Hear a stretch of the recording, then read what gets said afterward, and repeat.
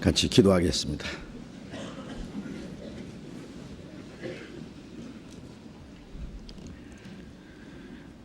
거룩하시고 자비로우신 하늘에 계신 우리 아버지 하나님, 우리를 사랑하시고 영원한 멸망 가운데서 구원해 주신 그 크신 은혜를 인하여 감사를 드립니다. 우리를 하나님의 자녀로 삼아주시고 영원한 하나님 나라에 들어갈 수 있는 영광스러운 소망을 주신 주님 감사합니다. 우리 마음속에 주신 이 기쁨과 평화도 모두 주님의 십자가의 보혈의 은혜로 주신 줄 믿습니다. 이 세상 많은 사랑 가운데 먼저 우리를 불러 구원해 주신 주님, 그리고 우리를 거룩하게 구별해서 주님의 몸된 교회 안에 두신 주님 감사합니다. 이 시간 주님의 피로 구속함을 받은 저희들 주님 앞에 함께 모여서 주님의 은혜와 영광을 찬송하며 주님의 말씀을 배우며 주님 안에서 거룩한 교제를 갖게 해주신 주님 감사합니다. 이 시간에도 주님이 우리와 함께 계시고 우리 가운데 두루 행하심을 믿습니다. 우리 각 사람을 굽어 살피시고 하나님의 자비로운 능력의 손으로 더욱 붙들어 주옵소서. 우리 가운데 아직도 하나님의 사랑을 참으로 깨닫지 못한 사람이 있으면 그 마음을 열어주시고 하나님의 그 참 사랑, 그 크신 은혜를 깨달음으로 영원한 생명과 소망을 함께 얻게 해 주옵소서. 우리의 마음과 우리의 생활 속에 하나님 보시기에 어두운 일들, 숨은 죄가 있으면 말씀 앞에서 깨닫게 해주시고 주님의 말씀으로 더욱 거룩하게 온전하게 세우셔서 우리의 남은 삶이 하나님의 자녀로 부끄럽지 않게 행하게 해 주시옵소서. 이 시간 함께 참여하지 못한 우리 형제 자매들 어느 곳에 있든지 일일이 보살펴 주시고 병 중에 있는 사람 속히 건강을 회복시켜 주셔서 남은 생에 하나님의 뜻과 영광을 위해서 살게 하시고 마음에 시험 받는 사람, 여러 가지 곤란 중에 있는 사람 일일이 보살펴 주셔서 합당하신 은혜를 베풀어 주시고 한 사람도 실족하지 않도록 붙들어 주옵소서. 멀리 외국 땅인 우리 형제자매들 일일이 보살펴 주시고 어느 곳에 어떠한 형편에 있을지라도 더욱 주님을 의지하며 담대히 주님을 증거함으로 이뤄진 영혼들을 주님 앞에 인도하는 그 거룩한 일을 행하게 해 주시옵소서. 우리 가운데 주님이 역사하시고 날마다 구원받는 역사를 더 일으켜 주시는 주님, 새로이 구원받은 하나님의 귀한 자녀들 남은 생에 하나님의 뜻 가운데 행할 수 있도록 주님 말씀으로 능력으로 더욱 붙들어 주옵소서. 전 세계 곳곳에 새로운 전도 문을 열어주시는 주님 감사합니다. 중국과 인도, 그리고 파키스탄, 러시아, 키르기스탄, 또 탄자니아, 몽골, 그 외에 어려운 지역들 새로이 복음 전해지는 많은 곳들이 있습니다. 주님 능력의 손에 부탁합니다. 주님의 복음이 힘있게 전거되고 많은 영혼이 구원받는 역사가 계속 일어나게 해 주시옵소서. 지금 인도와 몽골에 계속 복음이 전해지고 구원받는 사람들이 계속 일어나게 해주신 주님 감사합니다. 이제 그 어려운 지역에 더욱 주님의 복음이 힘있게 전거돼서 이번에 많은 영혼이 구원받는 역사가 계속 일어나도록 주님이 함께 역사해 주시옵소서. 이 시간 우리에게 나타내시기 원하시는 주님의 말씀, 주님의 거룩하신 뜻을 우리로 하여금 더욱 깨닫도록 도와주시옵소서. 주 예수님 이름으로 기도드렸습니다. 아멘. 시편 교독하겠습니다. 시편 143편 구약성경 905페이지입니다. 905페이지 시편 143편 교독하겠습니다.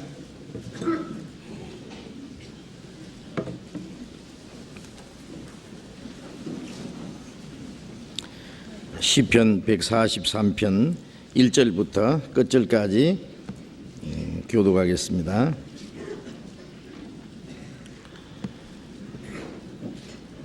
여호와여, 내 기도를 들으시며 내 간구에 귀를 기울이시고 주의 진실과 의로 내게 응답하소서. 주의 종에게 심판을 행치 마소서. 주의 목전에는 의로운 인생이 하나도 없나이다.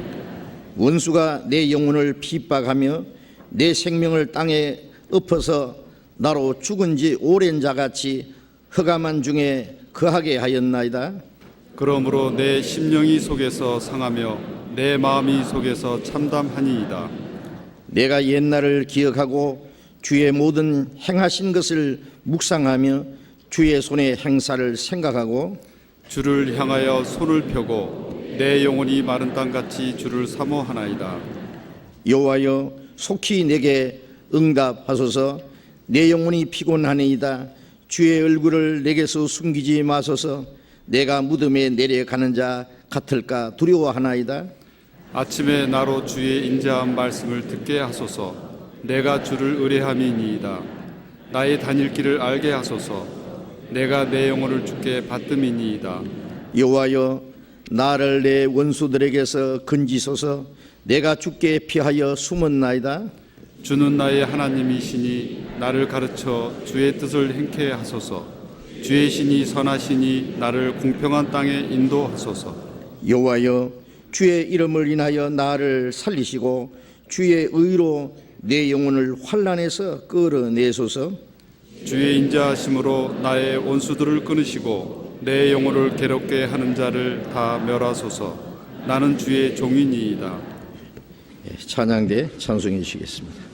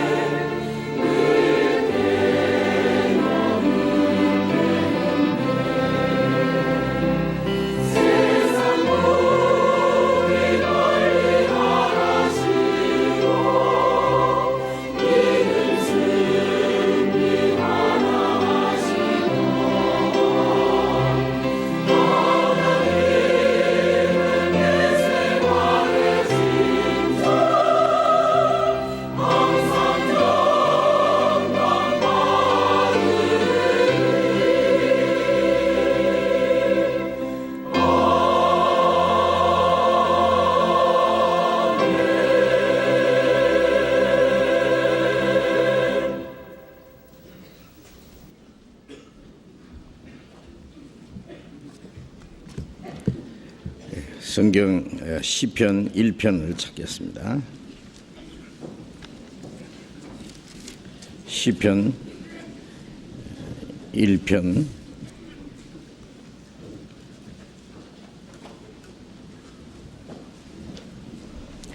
구약성경 804페이지 시편 제1편입니다.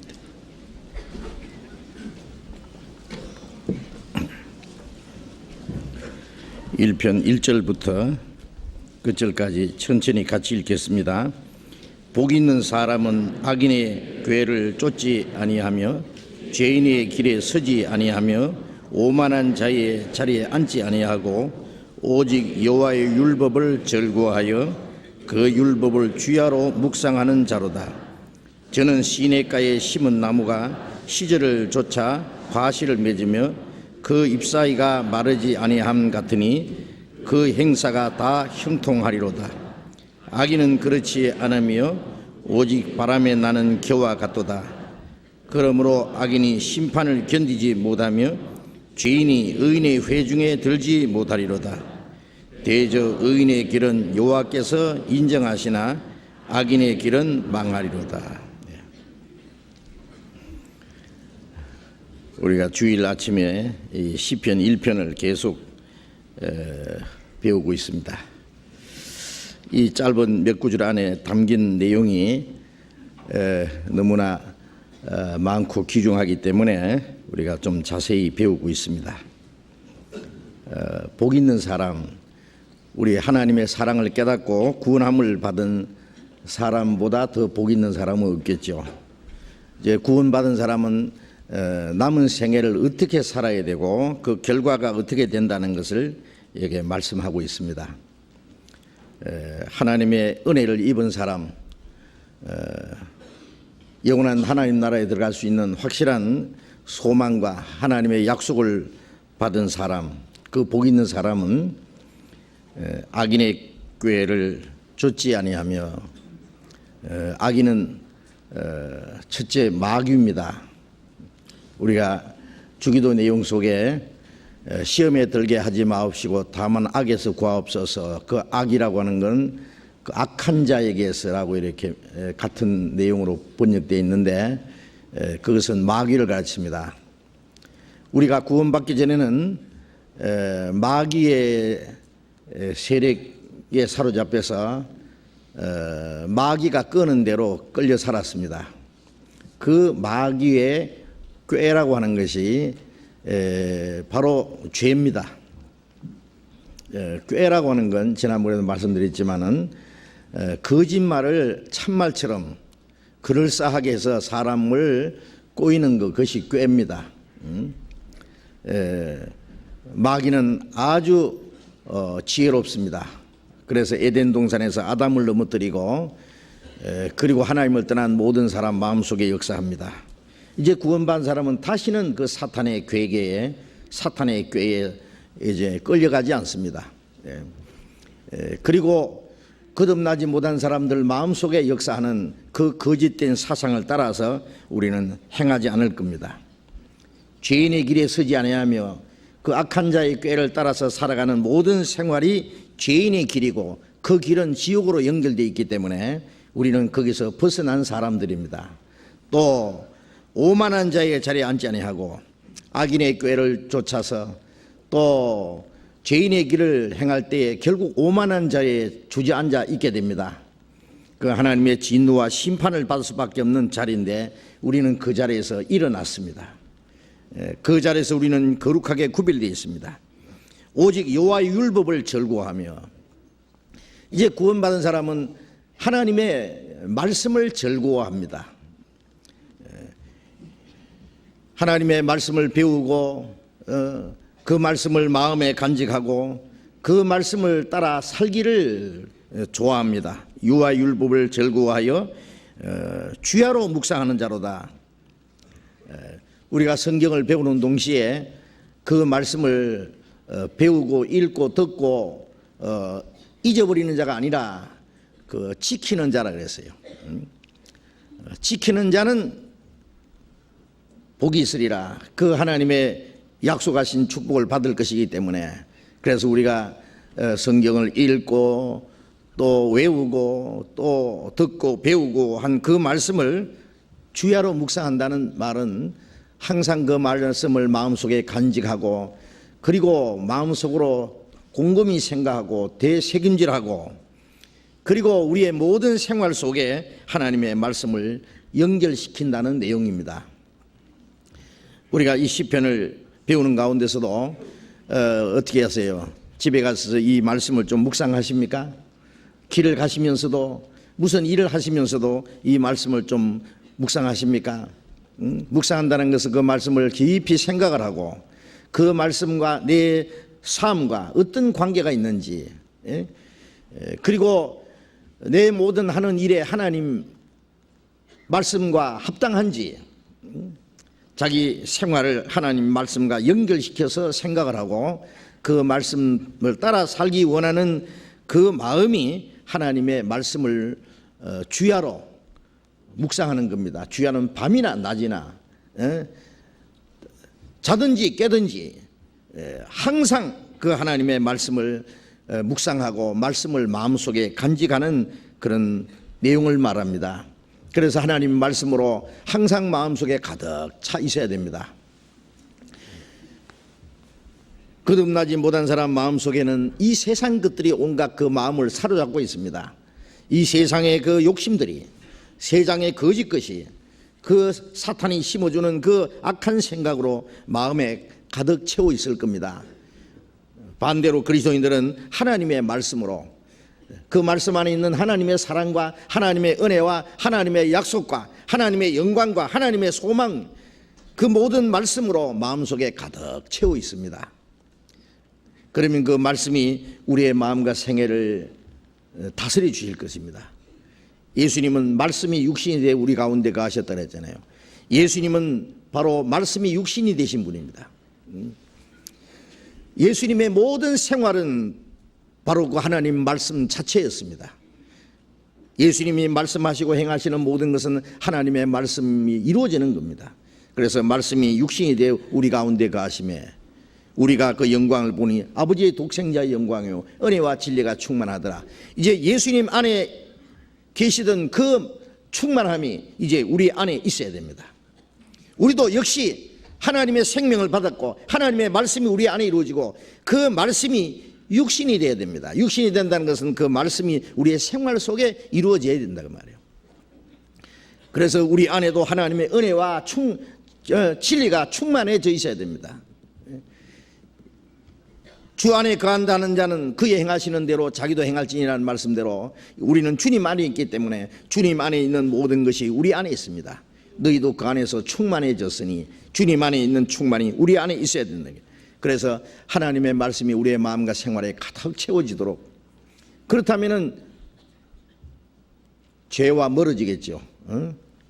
그래서 그 말씀으로 우리가 하나님의 뜻을 깨닫고 하나님의 뜻을 분별하는 것이 바로 지혜입니다. 어떤 일을 당했을 때에 자기 생각대로 막 행하는 게 아니라 이럴 때 하나님의 뜻은 무엇일까? 하나님의 말씀으로 가득 채워진 사람, 하나님의 말씀을 묵상하는 사람은 하나님의 뜻을 분별하게 됩니다. 하나님의 선하시고 기뻐하시고 온전하신 뜻을 분별하고 그 뜻을 따라 살아가는 것이 지혜입니다. 너희는 어리석은 자가 되지 말고 지혜 있는 자 같이 하여 주의 뜻이 무엇인가 이해하라. 지혜 있는 사람은 주님의 뜻이 무엇인지를 이해를 하고 그 뜻을 행하는 사람이 지혜로운 사람입니다. 하나님의 말씀이 우리 안에 가득 채워질 때에 이 세상 모든 거짓에서 구별되어 있습니다. 거짓된 교훈에 속지 않을 수 있습니다. 진리를 알지니 진리가 너희를 자유케 하리라. 진리를 올바로 알면은 거짓에서 자유를 얻을 수 있습니다. 자유를 얻는다는 것은 거짓에 다시는 끌려가지 않는다고 말해요. 죄에 끌려가지 않을 수 있습니다. 하나님의 말씀이 우리의 마음속에 항상 가득 채워지면은 그 말씀이 우리로 하여금 하나님의 말씀을 행할 수 있는 힘을 줍니다. 하나님의 뜻대로 살 수 있는 힘이 될 겁니다. 그리고 하나님 말씀으로 안에 가득 채워지면은 그 말씀으로 다른 사람을 도와줄 수 있습니다. 내가 주님의 말씀으로 이 공고한 자를 어떻게 말로 도와줄 줄을 알게 하옵소서라는 말씀처럼 우리 주변에 있는 많은 불쌍한 사람들, 그들에게 필요한 것은 육신적인 도움도 필요하겠지만 그보다 더 훨씬 큰 도움은 하나님의 말씀으로 도와주는 겁니다. 안전병이에 앉아있는 그 거지에게 베드로와 요한이 그를 봤습니다. 은과 금은 내게 없거니와 내게 있는 것으로 네게 주노니 나사렛 예수 이름으로 걸어라. 예. 은과 금은 내게 없거니와 사도들 주머니에는 돈이 없었던 것 같습니다. 예. 아마 돈이 있었으면 돈도 얼마 줬을 거예요. 그러나 은과 금은 내게 없거니와 내게 있는 것으로 네게 주노니 나사렛 예수 이름으로 걸어라. 안전뱅이가 뻘떡 일어났습니다. 예. 우리가 은과 금은 없거니와 예. 우리가 때때로는 불쌍한 사람들, 가난한 사람들 도와줄 수 있는 힘이 없다는 걸 압니다. 그러나 그 도움보다 훨씬 도와줄 수 있는 힘이 우리에게 있습니다. 내게 있는 것으로 네게 주는, 내게 있는 게 뭡니까? 하나님의 사랑, 하나님의 은혜, 하나님의 진리, 영원한 생명과 소망. 그것은 이 말씀을 통해서 우리가 줄 수 있습니다. 그 말씀이 우리 안에 가득 채워져 있을 때 그 말씀으로 다른 사람을 도와줄 수 있습니다. 다른 사람의 영혼을 구원해 줄 수 있습니다. 안전뱅이가 일어나는 것이 육신적으로는 제일 중요한 것이겠죠. 필요한 것이겠죠. 이 세상 사람들에게 제일 필요한 것은 영혼이 구원받는 겁니다. 이 세상에 몇십 년 사는 그 육신적인 것을 도와주는 것, 그야말로 그것은 밑 빠진 독에다가 물 붓기라는 뜻입니다. 그건 도와줘봐야 잠시 후에 또 없어지는 겁니다. 그건 완전한 것이 되지 못합니다. 근본적인 해결이 되지 못합니다. 좀 더 완전하고 영구적인 것은 그 영혼이 구원받도록 도와줘야 돼요. 하나님의 말씀을 가르쳐 줘야 됩니다. 우리 안에 하나님의 말씀이 가득 채워져 있을 때 그것이 우리에게 지혜가 되고 살아가는 힘이 되고 능력이 되는 동시에 또 다른 사람을 도와줄 수 있는 힘이 됩니다. 그리고 내가 주께 범죄하지 아니하려 하여 주의 말씀을 내 마음에 두었나이다는 말씀처럼 말씀이 우리의 마음속에 가득 채워질 때 그 말씀이 우리로 하여금 죄를 짓지 않도록 붙잡아 줍니다. 구원받은 사람도 시시때때로 이 세상에 많은 죄가 우리를 넘어뜨리려고 합니다. 마귀가 우리를 유혹합니다. 이 세상 온갖 것들이 우리를 시험합니다. 그 마귀의 시험에 이 세상 유혹에 우리의 육신의 소욕에 넘어지지 않으려면 그 넘어지지 않는 힘이 뭡니까? 말씀입니다. 말씀이 없으면 구원받은 사람도 그 마음을 붙잡아 줄 힘이 없어요. 이 세상의 온갖 시험과 고난 또 마귀의 어떤 유혹들 그걸 이길 수 있는 힘이 없다고 말해요. 그러나 그 말씀이 우리의 마음속에 가득 채워질 때 그 말씀이 우리를 붙잡아 줍니다. 우리를 죄를 짓지 않도록 도와줍니다. 그리고 우리가 어떤 환난과 고난을 당할지라도 그게 우리에게 큰 위로와 힘을 줍니다. 그걸 극복할 수 있는. 그래서 그 하나님의 말씀을 주야로 묵상하는 자, 이것이 그리스도인의 삶이라는 거 아셔야 됩니다. 3절 읽겠습니다. 저는 시냇가에 심은 나무가 시절을 조차 과실을 맺으며 그 잎사이가 마르지 아니함 같으니 그 행사가 다 형통하리로다. 오늘 이 말씀을 좀 생각했습니다.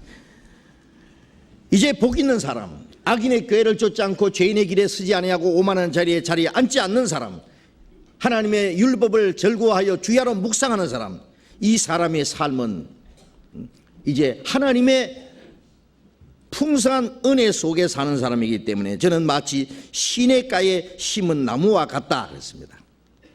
시냇가에 심은 나무. 팔레스타인 땅에는요, 팔레스타인 땅은 아주 물이 모자라고 아주 건조한 땅입니다. 메마른 땅입니다. 거기에 자생하는 나무는 잘 자라지 못하죠. 물이 부족하기 때문에. 물론 열매를 맺힐 수도 없습니다.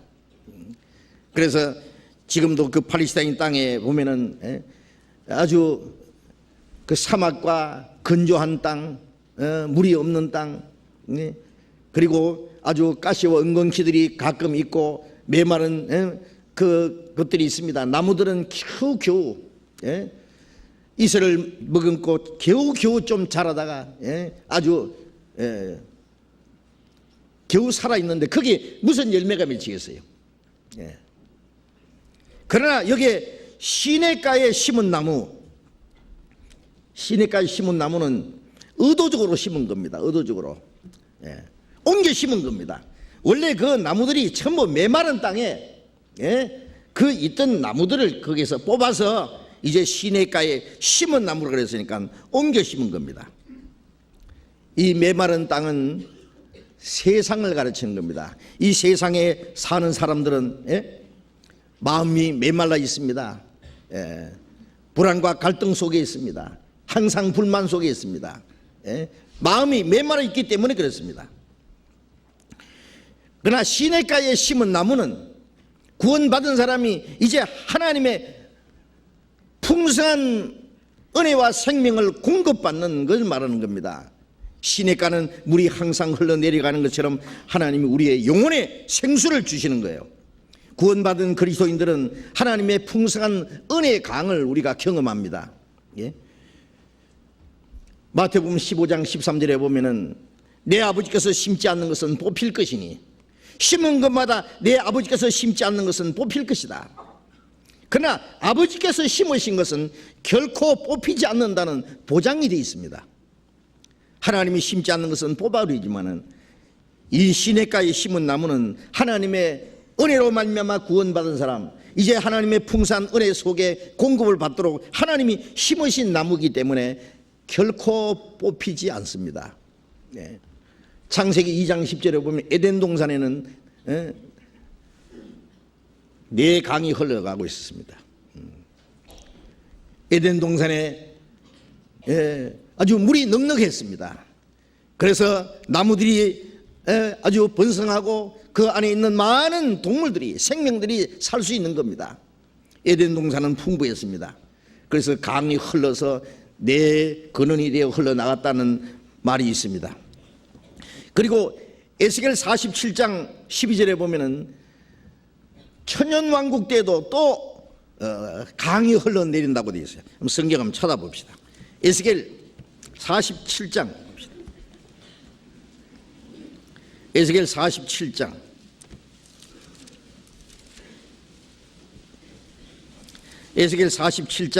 12절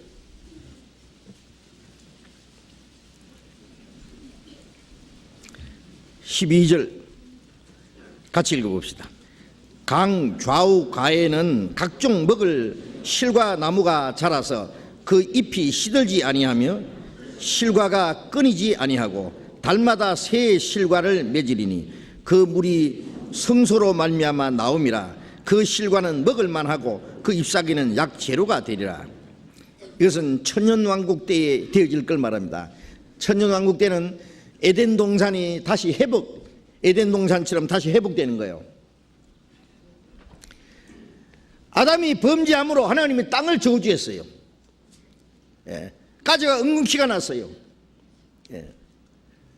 땅이 저주받음으로 이 땅에 사는 모든 사람이나 동물이나 생명들이 고통을 받게 된 겁니다. 그래서 모든 만물은 이제 그것이 회복될 때를 기다린다고 했어요. 언제 회복될 때냐? 예수님이 오셔서 구원을 완성하시고 그 복음이 온 세계에 전파되고 천국 갈 백성이 다 준비된 후에 예수님이 지상에 재림하실 때 우리가 사는 이 세상을 인간이 죄를 범하기 이전 상태로 다시 회복시킵니다. 아담이 실패한 걸 예수님이 완전히 회복시킵니다. 저는 그런 생각해 봤어요. 뭐 천년왕국 이 지상을 다시 회복할 것 없이 복음이 온 세계에 전파되고 구원받은 사람 다 준비되면은 이 지구는 나도 없애버리고 천국에 가면 됐지. 이 지상에다가 뭐 또 천년 동안 이 세상을 다시 새롭게 해서 주님이 다스리실 필요가 뭐 있노? 그런 생각도 해봤습니다. 그러나 하나님이 만드신 것은 그대로 실패하는 건 하나님도 원하지 않으시는 것 같습니다. 하나님이 아담에게 에덴 동산의 모든 걸 다스리며 지키라고 했는데 지키지 못했습니다. 그걸 다스리지 못했습니다. 마귀에게 넘겨줬습니다. 그래서 수천 년간 이 세상의 임금은 마귀가 사람들 마음속에 다스려 왔습니다. 네. 주님이 구원을 완성하신 이후에, 천국 들어갈 백성을 다 준비하신 이후에, 이 세상을 인간이 죄를 짓기 이전의 상태로 다시 회복해서 주님께서 이 세상을 한번 다스려 보시고, 그리고 없애시는 것이 하나님께도 그것이 하나님도 덜 서운한 것 같습니다. 그렇잖아요. 그래야 주님이 만드신 것이 실패로 끝나지 않은 겁니다. 땅을 만들고 그 위에 사람을 창조하신 하나님, 하나님 형상대로 만들고 땅을 정복하라, 모든 걸 다스리려 했는데 다스리지 못했습니다. 마귀에게 넘겨줬습니다. 마귀는 예수님께 나타나서 그랬습니다. 이 모든 것은 내게 넘겨준 거로 네가 내게 절만하면 이 모든 걸 네게 주겠다 그랬습니다. 예수님은 그것을 회복하러 오셨지만은 그 마귀에게 절해서 되는 게 아니에요. 마귀의 권세를 정복함으로 되는 겁니다. 인간이 지은 죄의 대가를 먼저 주님이 지불하시고 마귀의 세력을 정복하신 후에 마귀가 다스리던 세상을 다시 뺏어서 주님이 다스리는 겁니다. 아담이 다스리지 못한 것을 주님이 1000년 동안 다스리고 이 지구를 완전히 에덴 동산처럼 회복하시는 겁니다. 그 에덴 동산처럼 이 땅이 회복될 때에 이 땅에 있을 사건을 여기 에스겔 47장에 말씀한 겁니다. 그 천년왕국 때 강 좌우 가에는 각종 먹을 만한 실과가 자라고 그 입이 시들지 아니하며, 그 천년왕국 때는 저주가 없습니다. 그래서 그 과실이 끊이지 아니하고 달마다 새 실과를 맺으리니 그 물이 성소로 말미암아 나옴이라. 천년왕국 때도 하나님의 성소가 있고 거기서부터 물이 흘러내려서 그 실과는 먹을 만하고 그 잎사귀는 약재료가 되리라. 자, 이 천년왕국 때도 강물이 흘러내려서 그 강물이 가는 곳마다 모든 것이 소생합니다. 그 앞에 9절에 보면은 이 강물이 흐르는 곳마다 번성하는 모든 생물이 살고 또 고기가 심이 많으니 이 물이 흘러 들어가므로 바닷물이 소생함을 얻겠고, 환란 때 말에 바닷물도 다 바다도 죽어버렸기 때문에 바닷물이 다시 소생함을 얻고 이 강이 이르는 각처의 모든 것이 살 것이라. 자, 어쨌든 물이 풍부하고 모든 생명이 소생하고 그리고 온갖 아름다운 열매가 맺힐 겁니다. 천년왕국 때도. 그리고 영원한 천국에 가면 또 비슷한 일이 있습니다. 요한계시록 22장 보겠습니다. 요한계시록 22장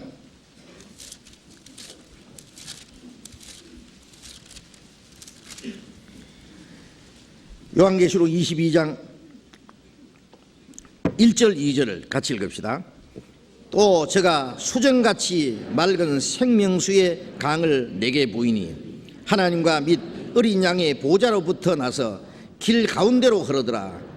강 좌우에 생명나무가 있어 12가지 실과를 맺으되 달마다 그 실과를 맺히고 그 나무 잎사귀들은 만국을 소생하기 위하여 있더라. 이게 영원한 천국입니다. 이거는 새하늘과 새 땅, 영원한 천국에 수정같이 맑은 생명수 강이 흐른다. 하나님과 및 어린 양의 보좌로부터 그 강물이 흘러서 길 가운데로 흐르더라. 길 가운데 강물이 흘러요. 그리고 강 좌우에는 생명나무가 있어 12가지 실과를 맺히되, 에덴 동산에 생명과가 있었잖아요. 그래서 선악과를 먹지 않아야 생명과를 먹을 거라고 말씀하셨는데, 먹지 말라는 선악과를 먹었기 때문에 생명과를 먹을 자격을 잃어버리고 하나님이 생명과를 감춰버렸습니다. 먹으면 영생하는. 그런데 이 새하늘과 새 땅에는 그 생명나무가 그 열매를 풍성히 맺힌다. 달마다 맺힌다 그랬죠. 그 잎사귀들은 만국을 소생케 하기 위해서 있더라.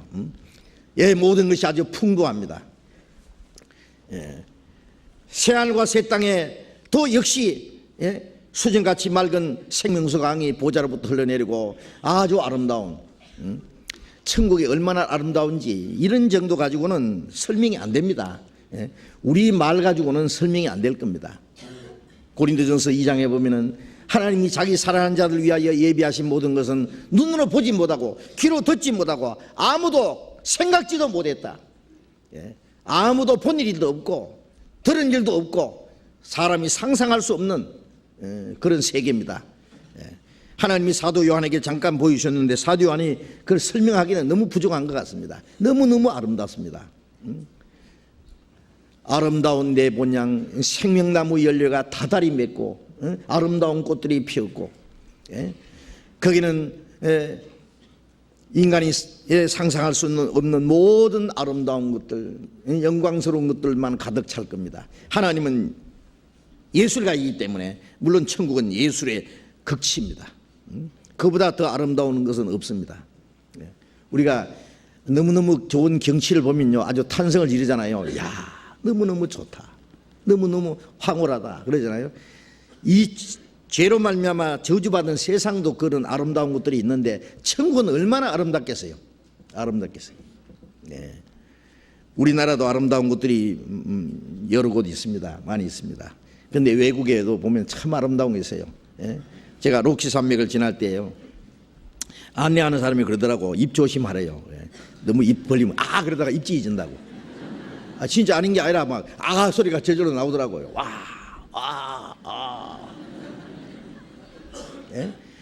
천국에 처음 가면은요 전부 막 그럴 거예요. 너무 좋기 때문에 더 이상 좋은 것이 필요 없습니다. 더 이상 좋은 걸 찾을 수 없습니다. 너무너무 행복하기 때문에 더 이상 행복이라는 것은 필요 없습니다. 우리는 더 행복한 거, 더 좋은 거, 더 재미있는 거 그런 거 찾잖아요. 왜? 재미가 없기 때문에 그런 거예요. 그러나 천국은 모든 것이 완전하기 때문에 그 이상의 것을 추구할 필요가 없습니다. 하나님은 예술가입니다. 그 예술의 극치로 만들어놨기 때문에요. 얼마나 아름다운지 우리가 조금은 상상이 됩니다. 그리고 하나님은 그 아름다움을 조금 우리로 생각하기 위해서 이 세상에도 아름다운 것들을 주신 것 같아요. 그 아름다운 것이 도무지 없으면 천국이 아름답다. 아름다운 게 뭔지 모르잖아요. 하나님은 과학자이기 때문에 과학의 극치겠죠. 천국에 가면은 옛날 미개 시대로 돌아가는 게 아니에요. 더 이상 발달될 수 없는 과학의 극치입니다. 과학과 예술이 완전히 조화된 세계. 그걸 제가 생각해 봤어요. 아마 천국은 반드시 그럴 거다.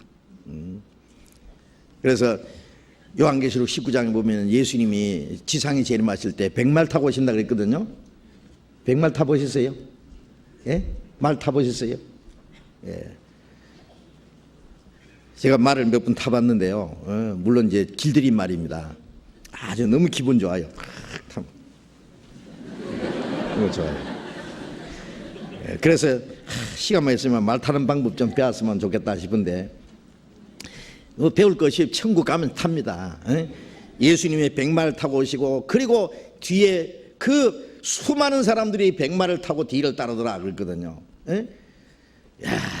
아마 그 말은 말인데요 날개가 달린 말인지도 몰라요. 그런 그 그림이 있잖아요.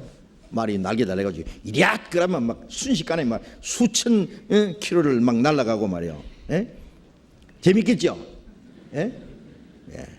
그거는 뭐 모타 달 필요 없어요. 뭐 비행기 탈 필요 없이 막 이락 그러면 샥 날아가고 막. 재밌습니까? 하여튼 너무너무 좋은 곳이에요. 물론 거기는 눈물도 없고 늙는 것도 없고 병드는 것도 없고 죽는 것도 없고 거기는 사기꾼도 없고 잔인한 독재자도 없고 악한 자는 없습니다. 거기는 경찰서도 형무소도 없습니다. 악이라는 건 없기 때문에 병원도 없고 병드는 것도 없습니다. 늙는 것도 없고 너무너무 좋은 곳입니다. 그걸 알면은 그 가고 싶은 마음이 없는 사람은 어디 있겠어요. 우리는 그 나라를 사모합니다. 그 나라를 주시려고. 그게 생명수 강이, 수정같이 맑은 강, 그 생명수 강이 길 가운데로 흐르더라. 그리고 그 길 가에는 생명수, 생명 열매가 주렁주렁 열매 있더라. 그러세요. 얼마나 아름다운지 모릅니다. 그런데 우리가 천국 가기 전에 이 세상에서 그걸 조금 맛을 봅니다. 에덴 동산에서 또 강이 흘렀고, 천연왕국에도 강이 흐르고, 새하늘과 새 땅에도 강이 흘러서, 그리고 아름다운 실가가 맺힌다. 비슷한 내용인데, 그런데 이 보이지 않는 강이 또 흐르고 있습니다. 시편 46편을 떠봅시다. 시편 46편.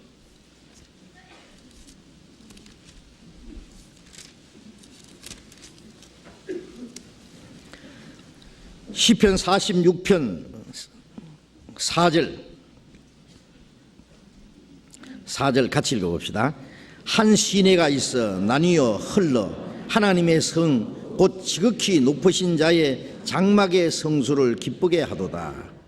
한 시내가 있어. 시내가 흐르는데 나뉘어 흘러서 하나님의 성 곧 지극히 높으신 자의 장막의 성수를 기쁘게 하도다. 이 흘러내리는 이 시내가 뭐냐? 하나님의 은혜의 보좌서부터 흘러내리는 신령한 강입니다. 이거는 보이지 않는 강이에요. 이 강이 어디 있는지 지금 지구상에서 찾으려면 없습니다. 보이지 않는 은혜의 강인데, 이것은 오순절에 예루살렘에서부터 성령이 강림하심으로부터 예루살렘에부터 시작돼서 이 복음이 전해지는 곳마다 이 생수의 강이 흘러내립니다. 이 시냇물이 흐르는 곳마다 하나님의 은혜가 전파되고 구원받는 역사가 나타나고, 구원받은 사람들은 그 시냇가에 심은 나무가 되어서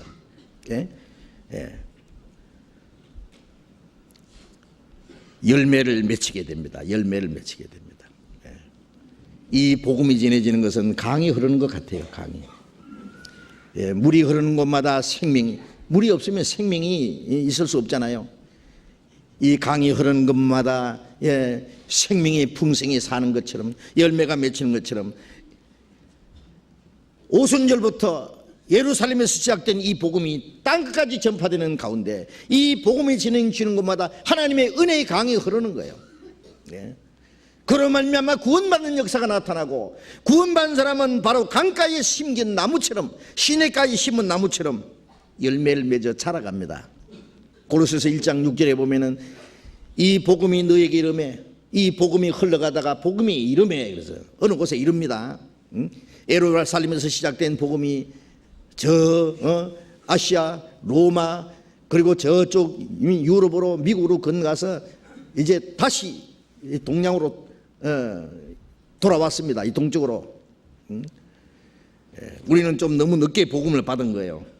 어쨌든 이 복음이 전해지는 곳마다, 복음이 이르는 곳마다 마치 강이 흘러서, 강이 흐르는 곳마다 이제 나무들이 번성하고 열매를 맺는 것처럼 이 복음이 전해지는 곳마다 구원 역사가 나타나고, 구원받은 사람들이 그 시냇가에 심은 나무처럼 열매를 맺는 겁니다. 이 복음이 너희에게 이르매 너희가 듣고 참으로 하나님의 은혜를 깨달은 날부터 너희 중에서와 같이 온 천하에서도 열매를 맺어 자라는도다.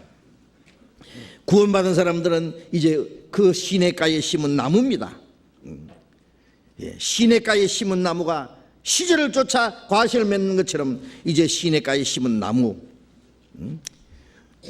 우리는 이제 그 뿌리를 강변에 붙여서 그 신령한 은혜를 우리가 공급받습니다. 공급받음으로 우리의 마음에 기쁨과 평안이 넘칩니다. 우리의 신앙이 성장합니다. 그리고 하나님의 영광을 위한 열매가 맺히기 시작합니다. 예수님의 사랑은 샘과 같도다. 흘러남을 땅에서 맛을 보았네. 바닷물이 흐르듯 넘쳐나리니 하늘에서 더 깊이 영영 마시리. 그런 노래가 있습니다. 주님의 사랑은 샘과 같도다. 흘러남을 땅에서 맛을 보았네. 하나님의 은혜의 보좌서부터 흐르는 그 생명수 강을 우리는 마셨습니다. 하늘에서 더 깊이 영영 마시리, 천국에서 우리가 영원히 마시겠죠. 하나님의 은혜, 사랑의 강물을 마시고 살겠죠. 이제 강이 우리에게 흘러서 우리가 구원을 받고 우리는 그 시냇가에 심은 나무로서 이제는 우리가 자라고 하나님의 영광을 위한 열매가 맺힌다 그 말이에요. 예레미야 17장을 봅시다. 예레미야 17장. 예레미야 17장 5절부터 읽겠습니다.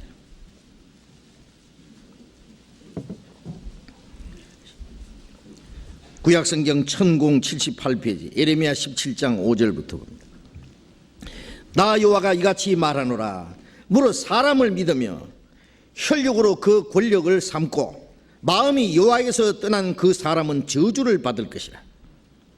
그는 사막의 떨기나무 같아서 좋은 일에 오는 것을 보지 못하고 광야 근조한 곳 근근한 땅 사람이 거하지 않는 땅에 거하리라. 그러나 무릇 여호와를 의지하며 여호와를 의뢰하는 그 사람은 복을 받을 것이라. 그는 물가에 심기온 나무가 그 뿌리를 강변에 뻗치고 더위가 올지라도 두려워 아니하며 그 잎이 청청하며 가무는 해에도 걱정이 없고 결실이 그치지 아니함 같으리라. 무릇 사람을 믿으며 혈육으로 그 권력을 삼고 마음이 여호와에게서 떠난 그 사람은 저주를 받을 것이다.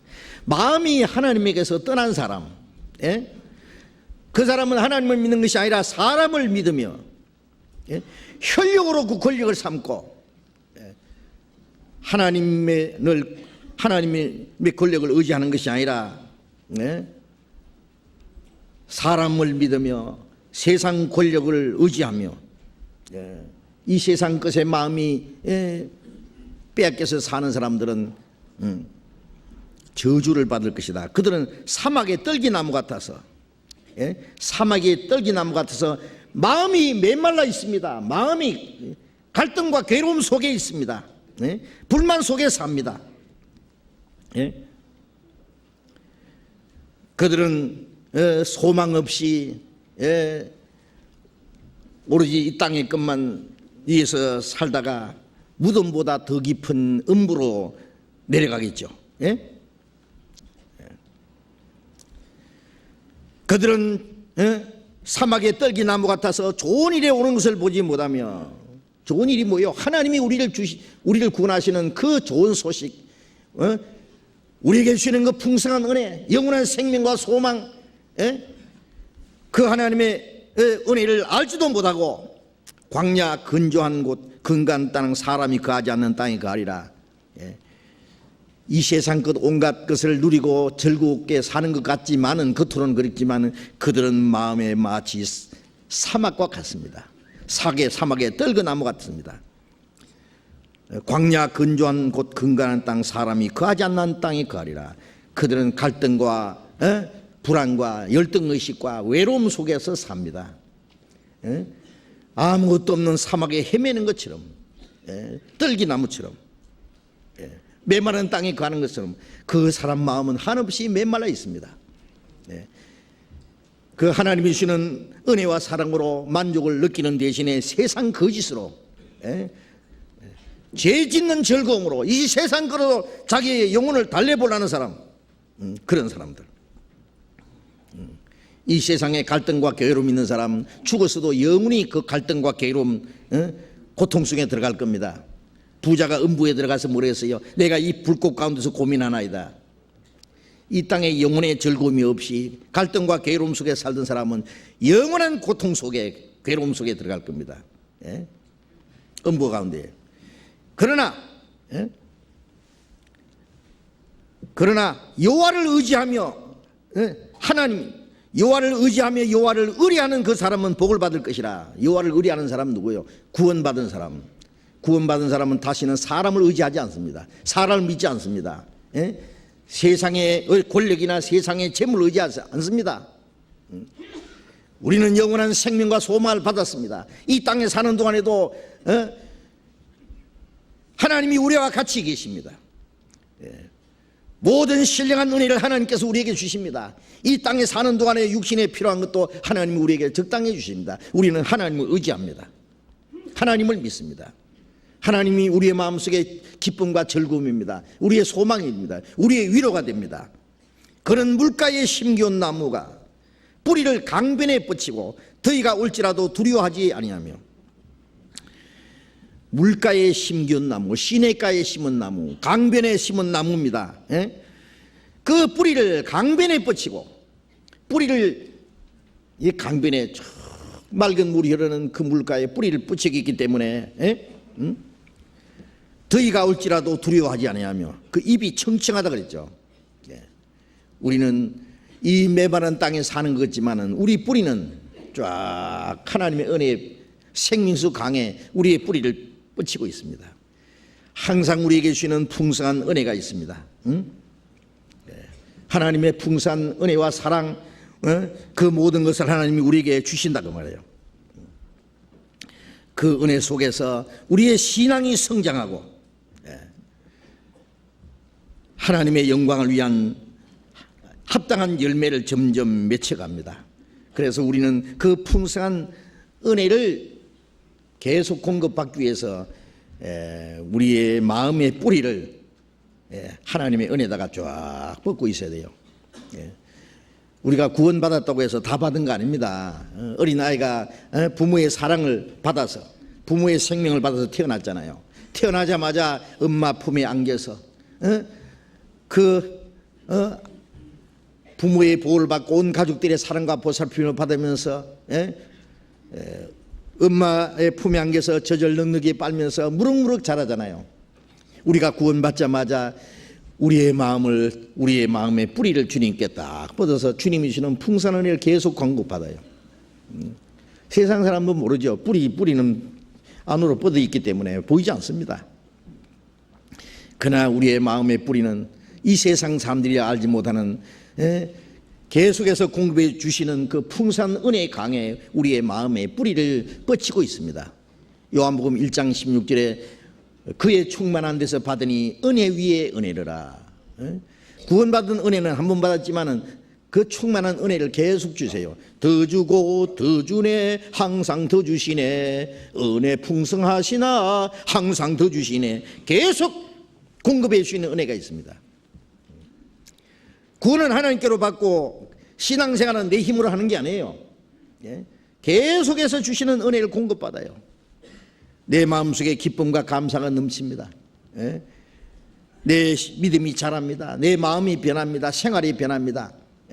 요한복음 10장 10절에 내가 온 것은 양으로 생명을 얻게 하고 더 풍성히 얻게 하렵니다. 생명을 얻는 것은 구원이고 더 풍성히는 구원받은 후에 계속해서 공급해 주시는 그 풍성한 생명이 있습니다. 그걸 계속 공급받음으로 자랍니다.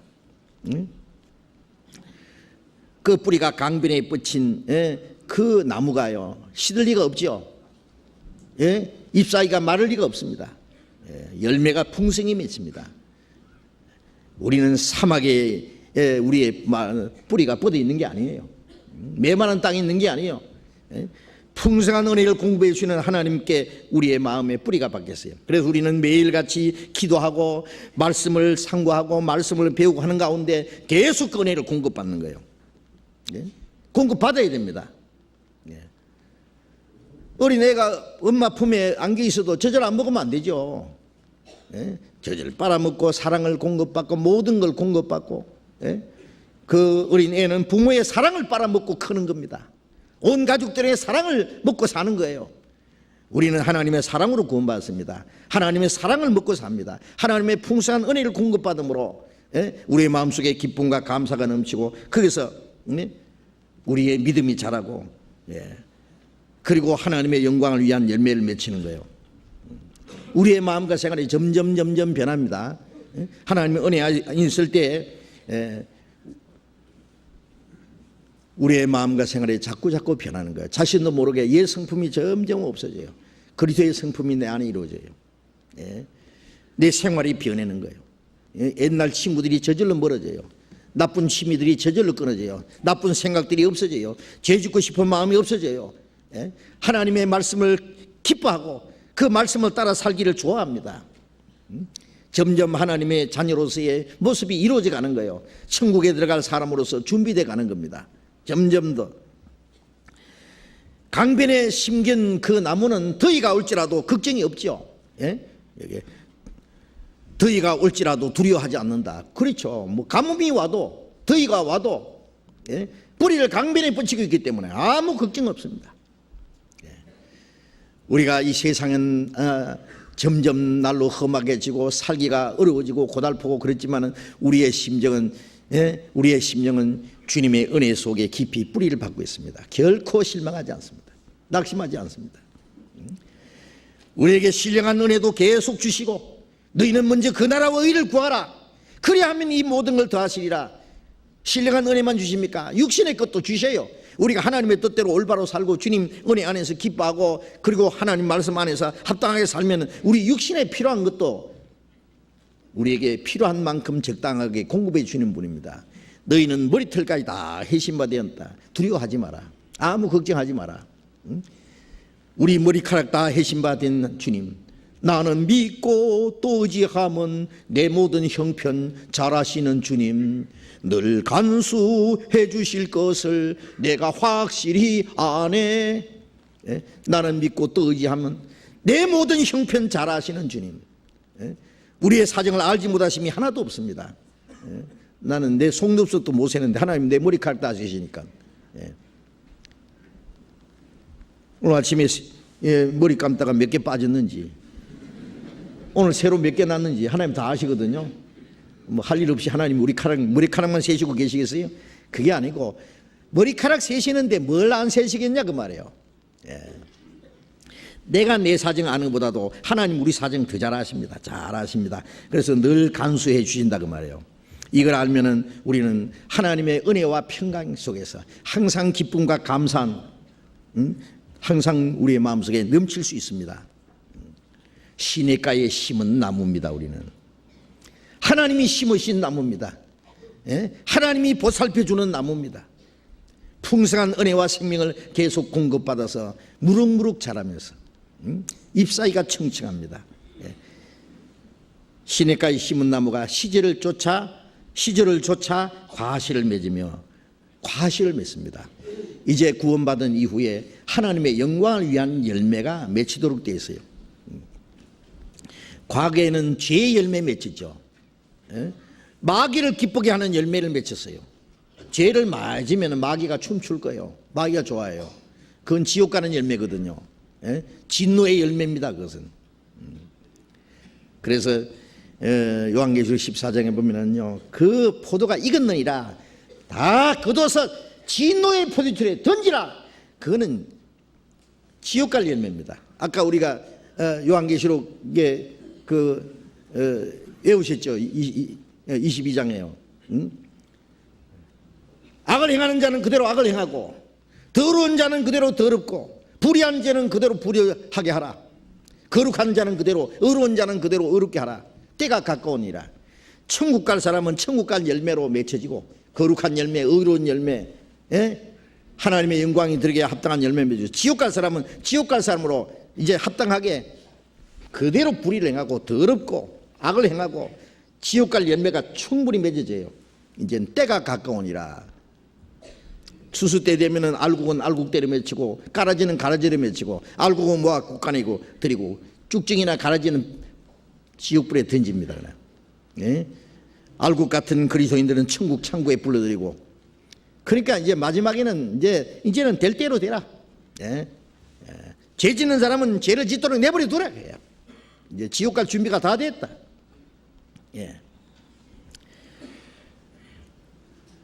그건 죄의 열매입니다. 그는 지옥 가서 영원히 불 가운데서 구원받은 사람은 하나님의 영광을 위한 열매며 그 천국에 들어가기에 합당한 열매, 그 나라에 들어가기에 합당하게 행하라 그랬잖아요. 그 영광, 하나님의 나라와 영광에 들어가기에 합당하게 행하라. 천국 들어갈 백성답게 살아라 그 말이에요. 하나님의 영광을 위한 열매가 맺혀야 됩니다. 시절을 쫓아 과실을 맺으며, 시절을 쫓아 과실을 맺으며. 요한복음 15장을 봅시다.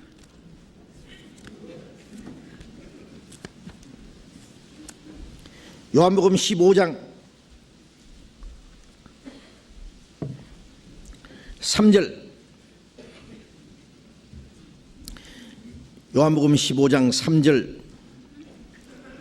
3절부터 5절까지 같이 읽어봅시다.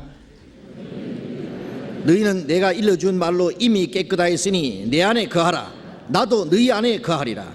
가지가 포도나무에 붙어 있지 아니하면 절로 과실을 맺을 수 없음 같이 너희도 내 안에 있지 아니하면 그러하리라. 나는 포도나무요 너희는 가지니 제가 내 안에 내가 저 안에 있으면 이 사람은 과실을 많이 맺나니 나를 떠나서는 너희가 아무것도 할 수 없습니다.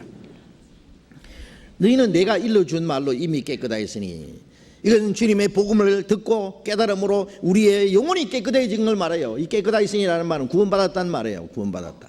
우리 영혼이 깨끗해졌잖아요. 예? 베드로전서 1장 22절에 너희가 진리를 순종함으로 너희 영혼이 깨끗함을 얻었다 그랬어요. 하나님의 진리를 깨달음으로 영혼이 깨끗해졌습니다. 내가 너희에게 일러준 말로 이미 깨끗하였으니 내 안에 거하라. 구원받은 사람에게 이제 내 안에 거하라 그럽니다. 예. 주님 안에 거하는 겁니다. 이제 나도 너희 안에 거하리라. 구원받은 이후에 왜 내 안에 거하라고 말씀했냐면 안 거할 수도 있기 때문에 하는 말이에요. 예. 어린애는 부모가 어린애에게요, 엄마 품에서 떠나지 마. 집안에 가만히 있어. 온 가족들의 보살핌을 받고 이제 무럭 먹고 자라고 이제 그래야 돼. 집 나가지 마. 그런 말 안 합니다. 왜냐면 나갈 힘이 없기 때문에. 어린애가요, 온 가족들의 보살핌을 받으면서 무럭무럭 자라야 되는데 온 식구들이 자기 들다보고 말이요, 막 그러고 막 안아주고 막 먹여주고 그러니까 애가 아이고 지겹다. 이제 밤에 말이요 몰래 막 개구멍으로 도망갔다 갑시다. 개구멍으로 도망가니까 이제 밖에 있다가 개가 콜콱 물어버렸어요. 어떻게 되겠어요 그거? 큰일 나죠. 그러나 어린 애는 부모를 떠날 힘이 없으니까 못 떠납니다. 그러나 구원받은 사람은 주님 안에서 살아야 되는데 떠날 힘이 있어요. 왜? 육신이 막 펄펄하거든요. 이 육신 때문에 신앙생활하기 참 어려운 거예요. 그래서 이 육신은 하나님을 떠날 힘이 있어요. 구원받지만 아직 옛 성품이 있기 때문에 세상 것들을 따라 살고자 하는 마음이 있어요. 그래서 내 안에 거하라고 명령하는 겁니다. 구원받은 사람은 이제 주님 안에 있어야 됩니다. 주님 안에. 내 안에 거하라. 그리하면 나도 너희 안에 거하리라. 내가 주님 안에, 주님이 내 안에, 주님이 내 안에 계신다는 것은 주님의 모든 것을 이제 내 안에 내 것으로서 채워주시는 거예요. 그때부터 주님의 모든 것을 주십니다. 어린아이가 태어나면은요, 부모님의 사랑 속에, 품 속에 있으면은 부모의 모든 걸 주세요. 그 아이에게 필요한 걸 전부 주세요. 자라는 만큼 그 아이에게 필요한 거 조금도 부족함 없이 다 주세요. 우리가 구원받은 이후에 이제 어떻게 해야 되느냐? 주님 안에 거하는 법을 배우면 돼요. 예수 안에 있는 법을 내가 배워 알았네. 주님 안에 있는 방법만 배우면 이제 됩니다. 아주 쉬워요. 뭘 하라는 게 아니에요. 내 안에 거하라 그래요. 거하는 것은 안식입니다. 일하라 그 말이 아니에요. 거하라 그랬어요. 나도 너희 안에 거하리라. 가지가 포도나무에 붙어 있지 않으면 절로 과실 맺을 수 없음 같이 가지가 포도나무에 붙어 있는 것, 우리가 주님 안에 거하는 것은 가지가 포도나무에 붙어 있는 거예요. 붙어 있는 것은 안식입니다. 가만히 붙어 있으면 돼. 붙어서 뿌리서부터 올라오는 진액을 빨아먹기만 하면 돼요. 그러면 절로 과실을 맺는다. 붙어 있으면 절로 과실을 맺고, 붙어 있지 않으면 절로 과실을 맺을 수 없고, 열매는 절로 맺혀야 돼요.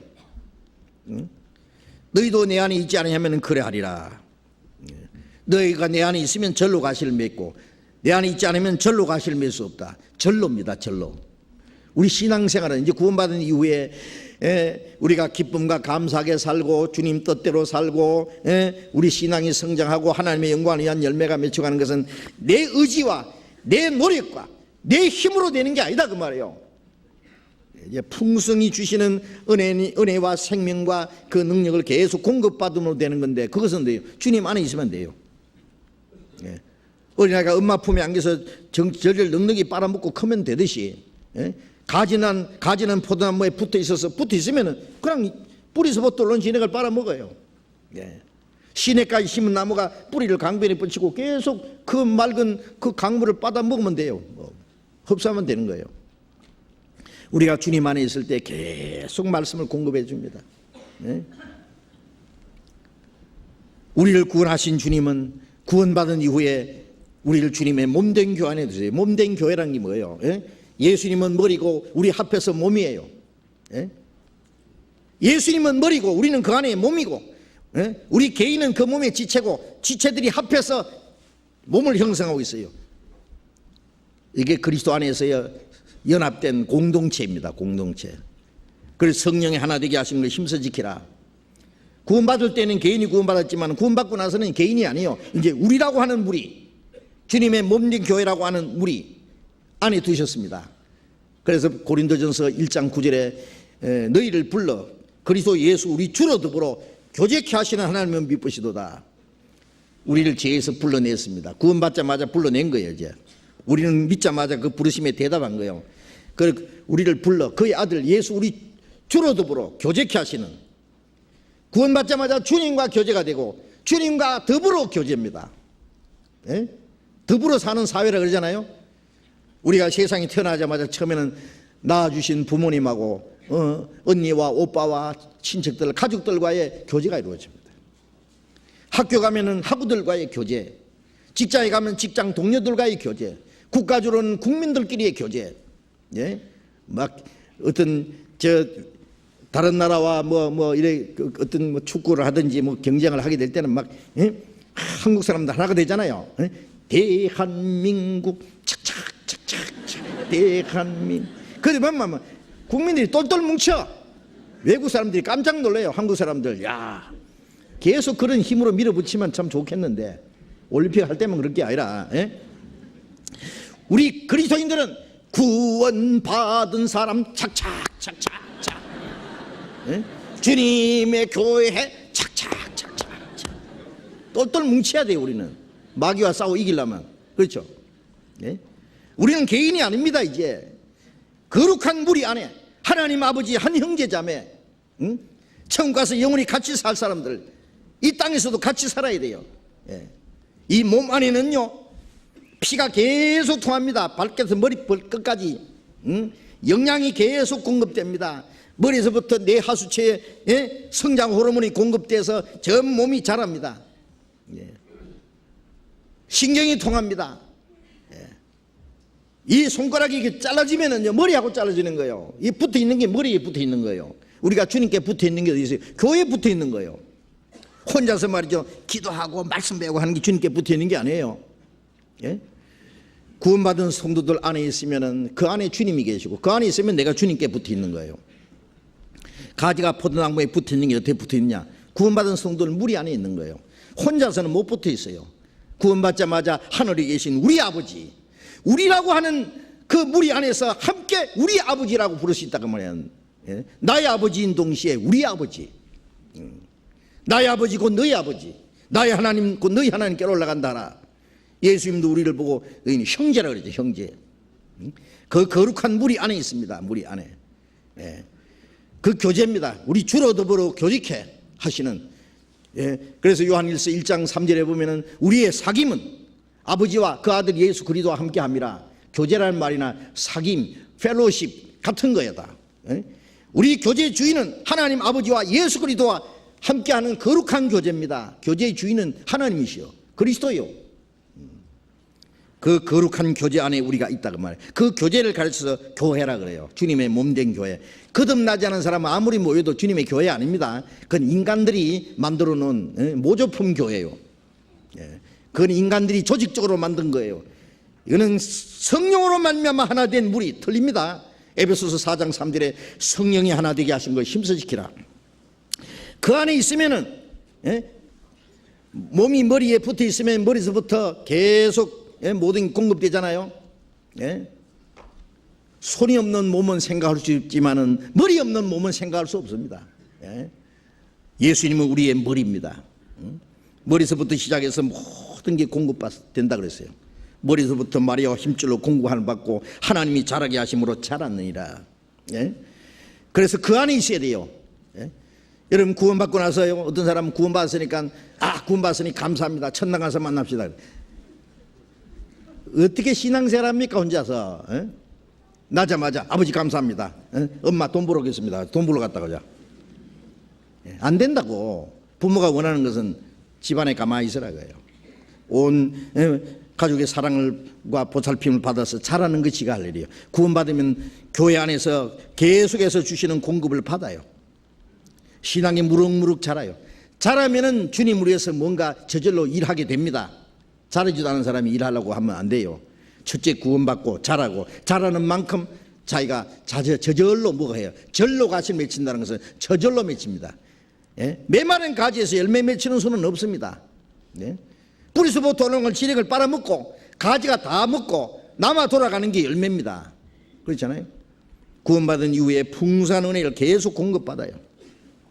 우리가 성경을 읽고 말씀을 배우고 교제하고 하는 가운데 실제로 말씀을 들음으로 깨닫고 교제 안에서 실제로 주님의 일이 무엇인지 생활 속에 우리가 깨달아가는 거예요. 그러면서 나도 함께 그 안에서 어울려서 자라가는 거예요. 거룩한 무리 가운데. 나는 포도나무여 너희는 가지니.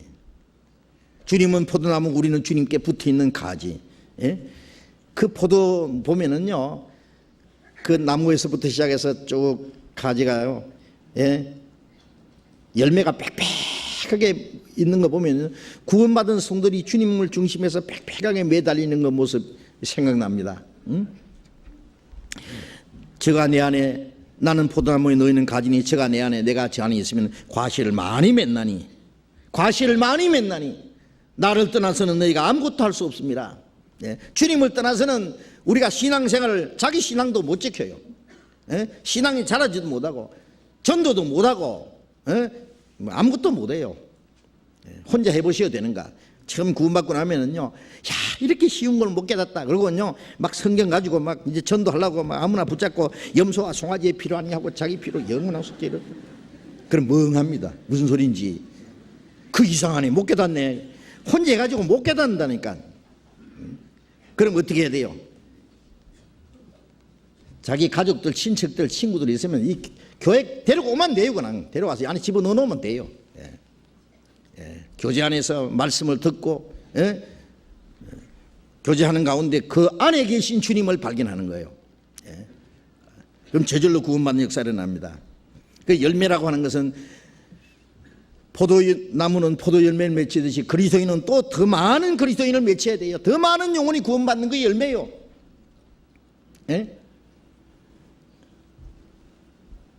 30배, 60배, 100배. 우리가 세상에 사는 동안에 뭐 30년, 1년에 하나씩 구원받으면, 한 사람씩 구원받으면 30년이면 30년 구원받게 할 수 있겠네요. 60년 살면 60년 구원받게 하고 60년 구원받게 하고. 아니 1년에 2사람씩 전도하면은 그보다 한 배나 될 거고. 어쨌든 사람이 구원받은 이후에 30배, 60배, 100배 결실을 해야 될 거 아니에요. 기본적으로 더 많은 사람은 더 많은 열매 맺을 수 있을 거고, 영생에 이르는 열매를 모으나니 구원받는 사람이 있으면 구원받는 역사가 계속 일어나야 돼요.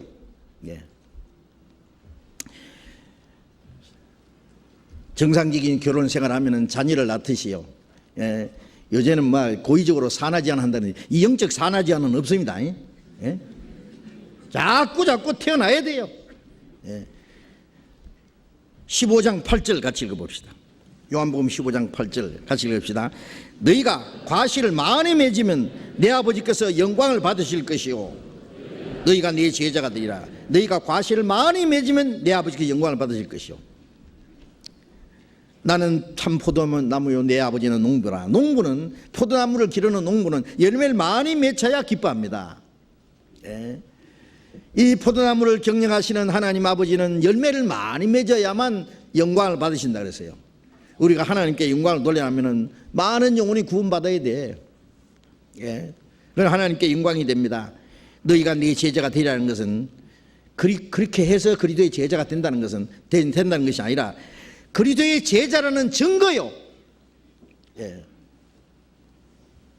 구원받자마자 우리는 주님의 제자잖아요.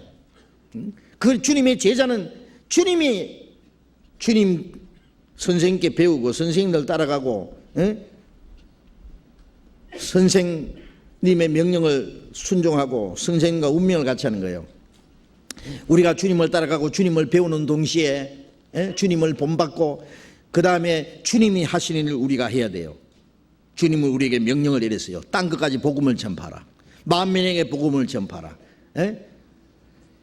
이제 복음으로 더 많은 사람이 전해서 더 많은 영혼이 구원받도록 해야 됩니다.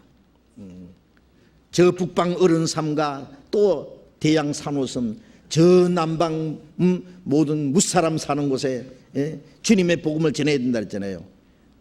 러시아에도, 저 공산치에 있는 사람들, 저 남방 아프리카에도, 저 구석구석 오지에도 하나님이 우리에게 전도 문을 열어주시는 모든 곳에 가서 우리의 물질과 우리의 수고와 필요하면 목숨까지 바쳐서 복음을 전해야 됩니다. 더 많은 영혼이 구원받아야 하나님께 영광이 됩니다.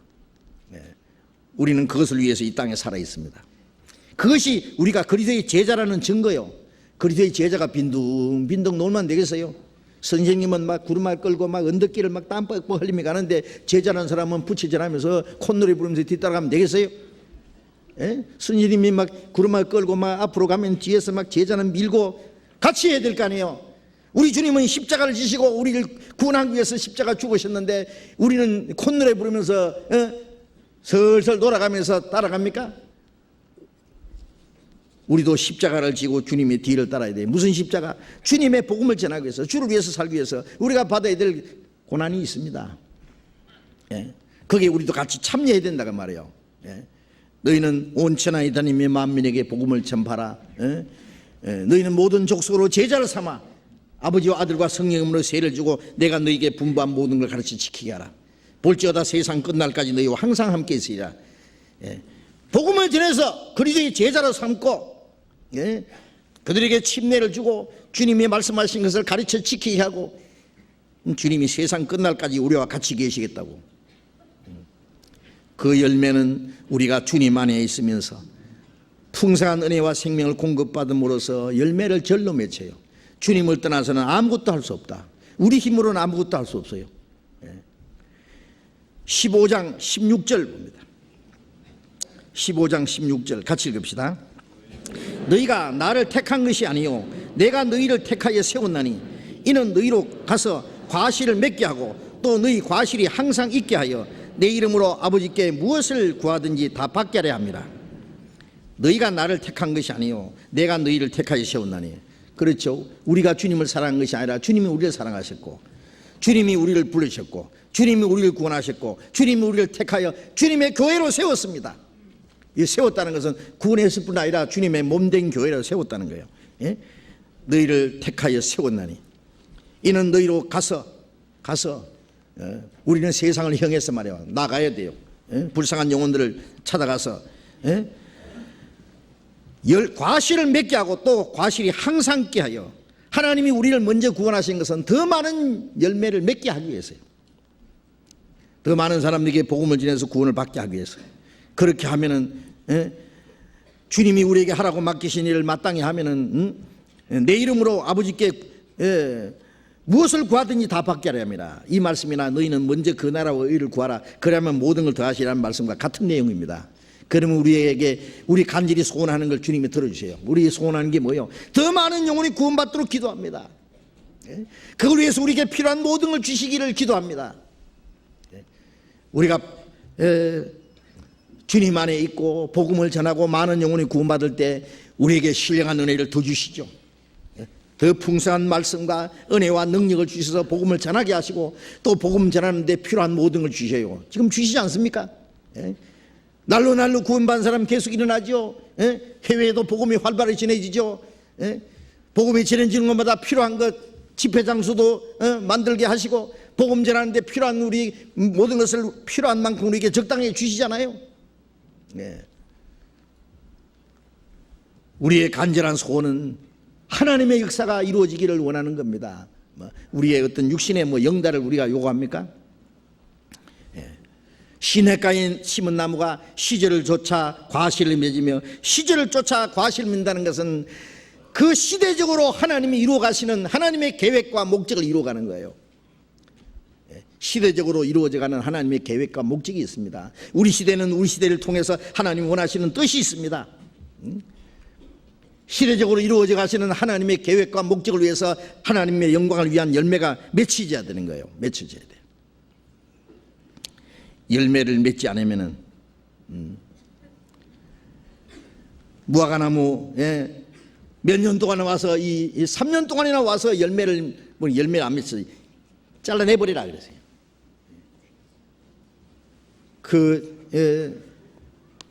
일꾼이 말하기를 금년만 참으소서. 내가 땅을 파고 거름을 주고 물을 주고 열매를 맺히게 할 텐데 금년에도 맺히지 않으면 그때는 잘라버리십시오. 주님께서 가끔 우리에게 와서 열매를 요구하는, 열매가 없으면 어떻게 하는 거예요? 이제 내버려버려. 교회도요, 교회적으로 열매가 맺혀야 됩니다. 열매 안 맺히면은요, 그 교회가 존재해야 될 이유가 뭐예요? 열매 맺히지 않는 이유는 뿌리가 말랐든지 아니면 병들었든지 뿌리에 문제가 있어요. 뿌리가. 그 보이지 않는 신앙에 그 문제가 있다고 말해요.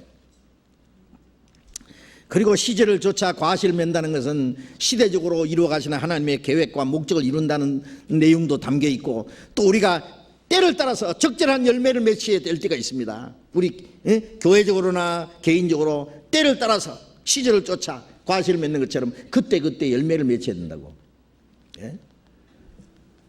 봄에는 딸기가 나고, 그 다음에는 영양 많은 토마토가 나오고, 여름에는 덥다고 해서 시원한 수박도 주고, 그리고 필요한 과일을 주고, 가을이 되면 겨울에 두고 먹을 수 있는 과일과 곡식을 주듯이 때를 따라서 우리도 해야 될 일이 있습니다. 때를 따라서 적절한 열매를 맺혀야 될 때가 있다고 말해요. 갈라디아서 6장을 봅시다. 갈라디아 6장.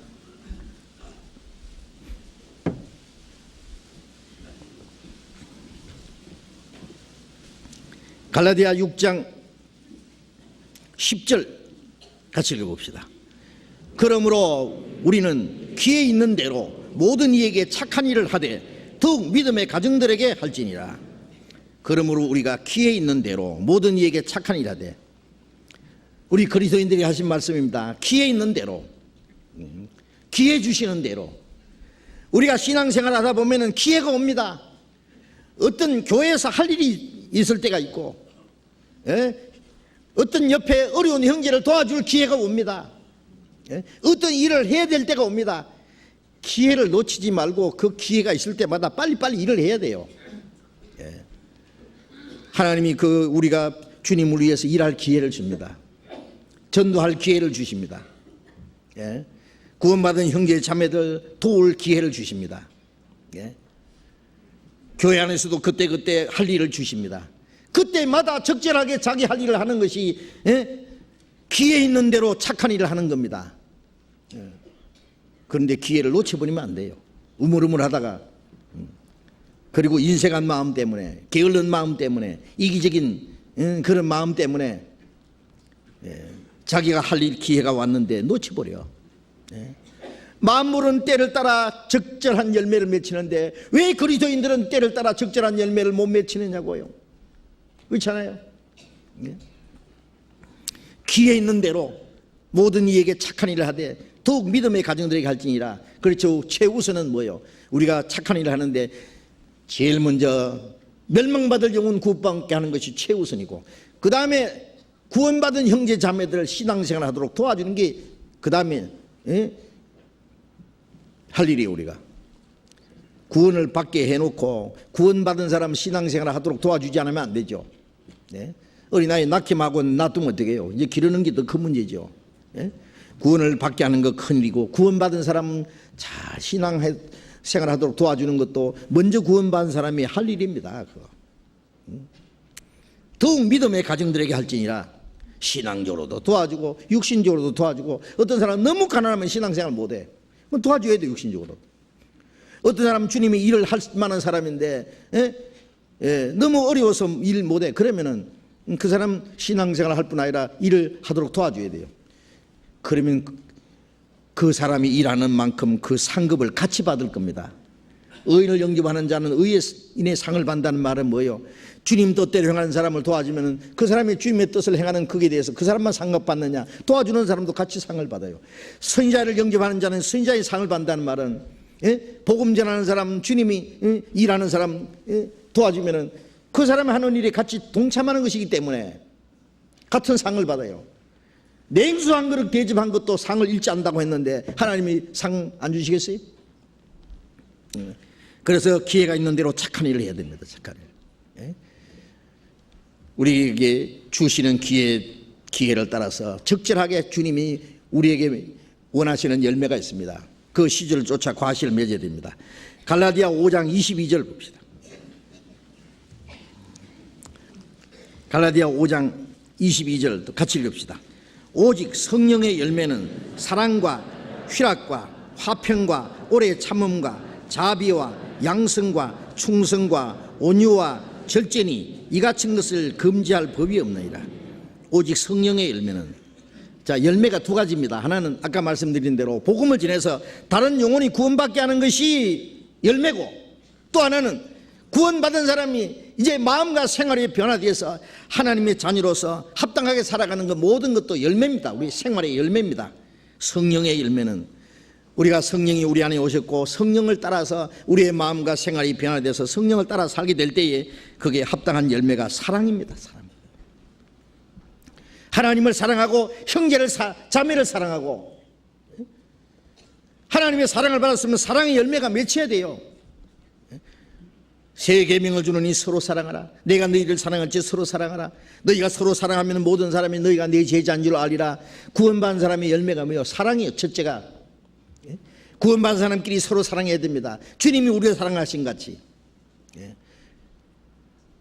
그래 하면은 너희가 그리스도의 제자라는 것을 사람들이 알게 된다. 우리 그리스도의 제자라는 증거가 뭐예요? 서로 사랑하는 거예요. 육신적인 모든 조건을 초월해서 구원받았기 때문에, 같은 믿음과 소망을 가졌기 때문에 우리가 서로 사랑하는 거예요. 서로 불쌍히 여깁니다. 서로 도와줍니다. 우리가 이 세상에 얼마나 고달프게 살아가는데요. 구원받은 사람도 신앙생활하고 주님 말씀대로 살고 세상 살아가는데 얼마나 힘들고 고달프고 어려운지 몰라요. 서로 위로하고 서로 불쌍히 여기게 돼요. 우리가 서로 불쌍히 여기지 않으면 안 믿는 사람들이 우리를 불쌍히 여길 겁니까? 안 믿는 사람은 우리를 핍박하고 미워하고 헐뜯고 하는데요. 그런데 구원받은 사람끼리 미워하면은요, 누가 위로할 겁니까? 우리가 서로 사랑해야 됩니다. 형제자매 힘내십시오. 주님이 우리와 같이 계십니다. 주님 오실 날이 얼마 안 남았습니다. 그때까지 참고 기다리면서 신앙생활을 올바로 합시다. 실망하지 맙시다. 서로 위로해주고 서로 용기를 붙들어주고, 그리고 서로 또 도와주고. 주님께서 우리를 용서하신 같이 서로 용서하라. 형제자매가 좀 잘못하면 용서 못하는, 절대 용서 못해. 절대는 무슨 뜻? 절대요. 절대 중담배 때예요. 쓸데없는 소리 하지 마시오. 주님 절대 용서 안 하면요, 하나님이 그 사람 용서 안 하세요. 너희가 남의 허물을 용서 안 하면 하나님 아버지께서도 너희를 용서 안 한다. 용서하는 것은 용기 있는 사람입니다. 용서하는 사람 마음에 기쁨이 있습니다. 감사가 있습니다. 용서 못하는 사람 마음속에 기쁨이 있고 평안이 없어요. 아주 옹졸한 사람이요. 왜 구원받은 형제자매가 조금 문제가 있다고 서로 미워하느냐고. 그게 그리스도인이요. 그리스도인 사랑해야 됩니다. 우리는 무조건 사랑해야 됩니다. 남이 미워해도 내가 사랑해야 됩니다. 남이 나를 해친다고 해도 나는 그 사람 불쌍히 여겨야 됩니다. 용서해야 됩니다. 그게 사랑이다 그 말이에요. 사랑은 오래 참는 겁니다. 왜 못 참아요? 못 참기는. 그게 열매요. 성령의 열매요. 하나님 기뻐하시는 열매요. 때를 따라서 그 사랑의 열매를 우리가 맺혀야 됩니다. 사랑과 희락과. 그리스도인들은 어떤 경우도 기뻐해야 됩니다. 기뻐. 항상 기뻐하라고 그랬잖아요. 어려운 일을 당할 때도 기뻐해야 됩니다. 왜? 주님이 같이 계시기 때문에. 어떤 고난 중에서도 희락과 화평과, 너희는 모든 사람으로도 화평하라 그랬잖아요. 원수를 맺지 말아야 됩니다. 우리는 화목해야 됩니다. 화평케 하는 자는 복이 있나니 저희가 하나님의 아들이라 일컬음 받을 것이라. 예수님은 오셔서 이 하나님과 이 원수되었던 사람을 화목했습니다. 우리도 사람끼리 싸움 붙일 것이 아니라 화목해야 돼요. 마음이 하나 되게 해야 됩니다. 그게 하나님의 아들이라는 증거다 그 말이에요. 화평과 오래 참음과, 우리는 어떤 경우에도 오래 참고 모든 걸 바라며 모든 걸 믿으며 모든 걸 견디느니라. 그 열매입니다. 인내심. 고난 중에도 참고 핍박 중에도 참고 환난 중에도 참고 자비, 긍휼을 베푸는 거예요. 다른 사람에게 내가 또 은혜를 베푸는 거예요. 자비와 양선, 그 사람들에게 친절을 베푸는 겁니다. 양선과 온유와 충성과 충성. 우리가 하나님 앞에 충성해야 될 일이 많죠. 어떤 경우에도 죽도록 충성하라 했잖아요. 충성과 온유와 묵묵히 순종하는 생활, 겸손한 생활, 자기를 낮추는 생활, 말없이 순종하는 생활, 그게 온유입니다. 온유와 절제니 모든 생활에 우리가 절제하는 거예요. 절제. 시간도 절제하고 감정도 절제하고 물질도 절제하고, 절제하지 않는 생활하면 안 됩니다. 삶과 조심스럽게 살아가야 됩니다. 우리 말도 행동도 조심해야 됩니다. 절제입니다. 무절제하게 살아가면 안 됩니다. 절제하지 못한 사람은 무례하게 행합니다. 그것이 전부 성령의 열매요. 9가지 열매. 이 같은 것을 금지할 법이 없나이다. 이것은 율법을 따라 사는 사람은 이 성령의 열매를 못 맺습니다. 성령을 따라서 살 때에 이 아름다운 열매가 맺힙니다. 이건 우리의 마음과 생활에서 맺혀질 열매예요.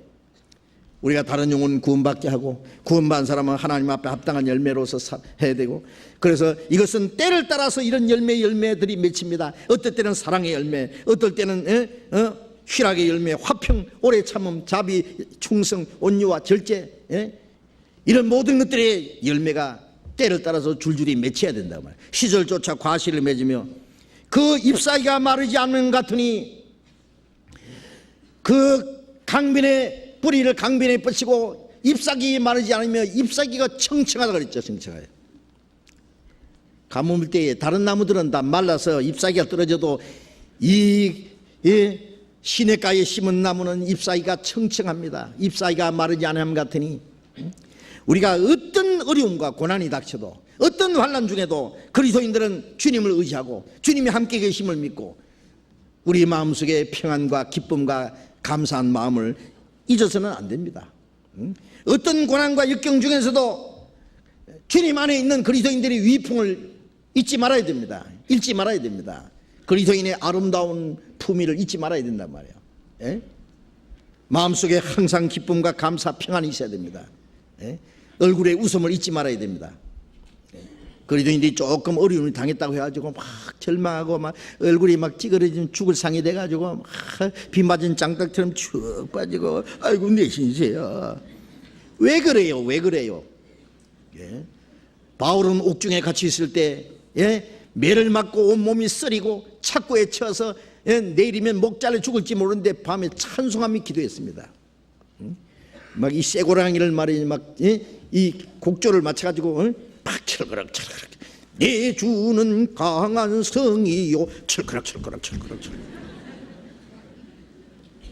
옥문이 드르륵 열렸습니다. 기적이 나타났습니다. 환난 중에도 즐거워하며 환난과 핍박 중에서도 기쁨과 감사를 잃지 말아야 됩니다. 주님이 우리와 같이 계시는데 가뭄이 와도 걱정이 없고 잎사귀가 마르지 않는다. 잎사귀가 청청하다. 너희는 항상 기뻐라. 데살로니가전서 5장 16절에 항상 기뻐라는 말이면 기쁨이 있는 사람이 한 말이에요. 기쁨이 있는데 육신적인 것 때문에 기쁨을 잃어버리고 살아요. 기쁨을 막고 살아요. 항상 기뻐하세요. 그리스도인들의 얼굴을 항상 웃어야 돼요. 웃어요. 항상 얼굴이 밝아야 돼요. 환하게 밝아야 돼요. 찡그리지 마세요. 슬픈 기세가 하지 마세요. 자기 연민에 빠져가지고 내 신세야 그러지 마세요. 내 신세가 왜 어때서요?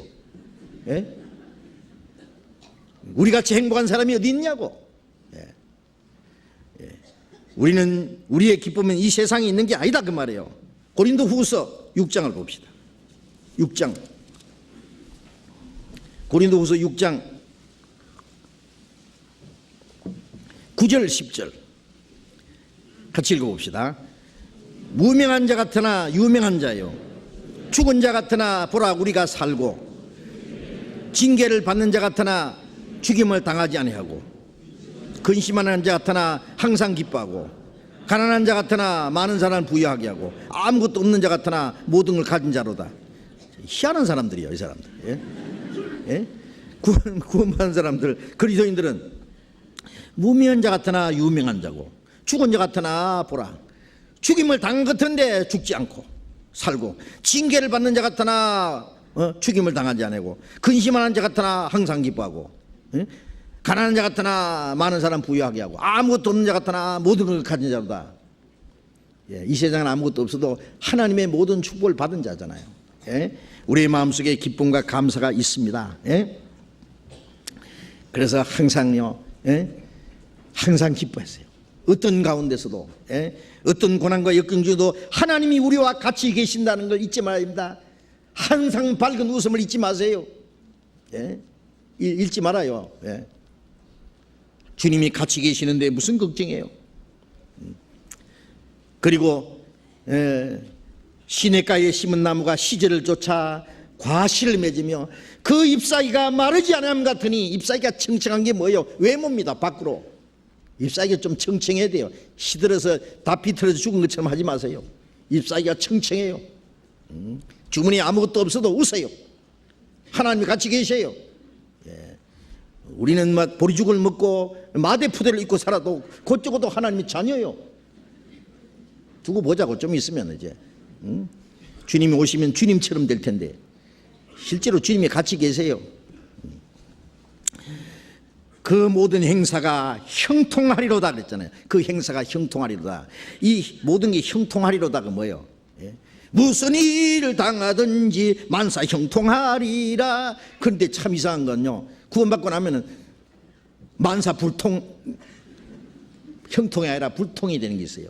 그런데 여기 형통이라는 것은요, 세상적인 거, 육신적인 거, 물질적인 형통이 아니라는 걸 알아야 됩니다. 예? 어떤 부귀 영광이 이루어진다는 말이 아니에요. 예. 여기에 형통이라는 것은 하나님의 뜻이 이루어지는, 예, 궁극적인 형통함, 우리의 마음속에 참 평안함, 영적인 형통함, 하나님의 역사가 이루어지는 형통함입니다. 예? 바울 사도는, 예, 옥중에 같이 있을 때 언제 죽을지 모르는 상황 속에서요, 빌립보서 4장 13절에 했어요. 내게 능력 주신 자 안에서 내가 모든 걸 할 수 있느니라. 모든 걸 할 수 있다는 사람이 왜 옥에 꼼짝 못하고 갇혀 있으세요? 매를 맞고, 예? 여러 번 죽을 뻔하고, 예? 자지 못하고 먹지 못하고 춥고 떨고, 예? 왜 그런 고난을 받았습니까? 그러나 바울 사도는, 예? 디모데후서 2장 9절에 그런 말씀이었어요. 내가 복음을 위하여 죄인과 같이 매이는 데까지 고난받았으나 하나님의 말씀은 매이지 아니한다. 옥에 들어가면 옥사장을 구원받습니다. 로마에 잡혀가면 로마에 전도했습니다. 예? 시대들에게 들어가면 그 시대 사람들에게, 군인들에게 전도했습니다. 예? 가는 곳마다 복음을 전했어요. 자기는 죄인과 같이 매이는 데까지 고난받았으나 하나님의 말씀은 매이지 않고 활발하게 전해졌다. 그래서, 예? 무엇이든지 할 수 있다. 내게 능력 주신 자에서 내가 모든 걸 할 수 있다. 그거 할 수 있다는 것은 하나님의 역사가 이루어진다 그 말이에요. 하나님이 하시고자 하시는 역사가 이루어진다 그 말이에요. 우리 그리스도인들이, 예, 간절히 바라는 것은 어떤 육체적인, 물질적인, 세상적인 형통이 아니다 그 말이에요. 어떤 우리 육신의 욕망을 이루는 형통이 아닙니다. 우리는 하나님의 거룩하신 뜻이 이루어지는, 하나님의 역사가 이루어지는 것을 우리는 간절히 원합니다. 하나님 원하시는 거룩한 역사가 이루어지기를 우리는 간절히 원합니다. 복음이 전해지고, 예? 많은 영혼이 구원받고 하나님이 우리에게 하라고 맡기신 역사를 이루실 때에, 그 하나님의 일이 형통하는 겁니다. 그 모든 행사가 형통하리로다. 하나님이 하시는 행사가 말이에요. 바울 사도는 목 잘려 죽을 날이 가까워 왔다는 걸 알았습니다. 디모데후서 4장 7절 8절에 보면은 내가 선한 싸움을 싸우고 달려갈 길을 마치고 믿음을 지켰으니 나를 위해서 이제 의의 멸류관이 예비되었다. 그날의 의로운 재판장이 내게 주실 것이다. 승리의 만세를 불렀어요. 예? 주님을 위해서 살다가 주를 위해서 죽으면 그건 성공하는 거예요. 성공하는 거예요. 예수님도 십자가 죽으실 때 다 이루었다 그랬습니다. 예? 승리의 노래를 만세를 부르신 거예요. 예. 하나님이 우리에게 더 큰 영적인 축복을 주기 위해서 육신의 고난을 줄 때도 있습니다. 예? 육신에 많은 심한 환난과 고난이 있을 때 하나님 우리에게 더 큰 복을 주셔요. 예. 고난의 극치가 하나님의 영광의 극치를 이룰 때가 있습니다. 하나님의 큰 역사를 이루실 때가 있습니다. 예. 요셉을 형들이 팔아버렸어요. 죽으라고 팔아버렸어요. 노예로 팔려갔어요. 종살이 하다가 억울한 누명을 쓰고 감옥에 들어갔어요. 그러나 하나님이 어떻게 했습니까? 그 고난을 통과한 이후에 요셉을 끌어내서 애굽의 치리자를 삼았습니다. 예. 요셉이 애굽을 다 통치했어요. 예. 우리가 어떤 고난과 역경을 통과할 때에 하나님은 우리에게 신령한 복을 주시기 위해서 육신의 고난도 주셔요. 고난을 통해서 우리 신앙이 무럭무럭 자랍니다. 예? 고난을 통해서 하나님의 거룩한 역사를 깨닫습니다. 고난을 통해서 하나님의 큰 뜻을 이룹니다. 예수님이 십자가 죽음을 통해서 구원을 이루었고, 바울의 고난을 통해서 복음이 힘있게 증거됐고, 그리스도인들도 고난을 통해서 우리의 신앙이 자라고 하나님의 거룩하신 뜻을 깨닫고 고난을 통해서 하나님의 큰 역사를 이룹니다. 예. 이 세상 사람들은 형통한 거죠. 예? 욥기 21장 7절부터 보면은 악인이 어찌하여 세력이 강하냐, 그들은 오래 살고 수를 누리고 그 자식은 양떼 같고 재산은 더하고 그날을 형통하게 보내다가 경각간에 지옥으로 내리는 음부로 떨어지느니라. 그날을 형통하게 지나다가 경각간에 음부로 내려가느니라. 이 세상 사람들은 형통한 거지만은 형통한 것 속에 하나님의 저주가 숨어 있다는 걸 알아야 됩니다. 예? 그 형통한 것이 도대체 얼마나 가겠어요? 그건. 그러나 그리스도인들은 반대로 그리스도인은 고난과 역경과 어떤 육신적인 슬픔 중에서 하나님의 축복이 숨겨져 있습니다. 그거 아셔야 돼요. 그렇기 때문에 너무 어려운 일을 당할 때에요, 우리가 주님 안에 있기만 하면, 끝까지 주님 안에 있기만 하면은, 죽어도 주님 옆에 죽겠습니다 그러면은 그 고난을 축복으로 바꿔주십니다. 아시죠? 예? 절대 실망할 거 없어요. 우리는 하나님의 영광을 위한 열매가 맺힐 겁니다. 하나님께서 큰 역사를 이루실 겁니다. 그래서 무릇 그 행사가 형통하리로다. 하나님의 거룩한 역사가 이루어집니다. 우리는 육신적으로는 우리가 뭐 잘 된다고 합시다. 그 하나님의 역사가 안 이루어지면 그게 무슨 소용이 있느냐 그 말이에요. 그게. 예? 사업 잘 되고 돈 많이 벌고 큰 집 짓고 잘 먹고 잘 사는데 복음은 안 전해지고 하나님의 역사가 안 일어난다면 그 망한 거예요. 그거는. 예? 우리의 형통함은 우리의 육신의 욕망을 이루는 형통함, 세상 사람들이 말하는 형통이 아니다 그 말이에요. 우리는 하나님의 거룩한 뜻을 이루는, 하나님의 역사가 이루어지는, 하나님이 우리에게 하라고 맡기신 그 역사를 이루는 형통함입니다. 시냇가에 심은 나무가 시절조차 과실을 맺으며 그 잎사이가 마르지 않음 같으니 무릇 그 형사가 형통하리로다. 그렇습니다. 우리는 하나님의 영광을 위한 열매가 맺힙니다. 예. 그리고 거기에 대해서 하나님이 상급을 갚아주실 겁니다. 오늘 여기까지만 말씀 배우겠습니다. 기도합시다. 자비로우신 우리 아버지 하나님,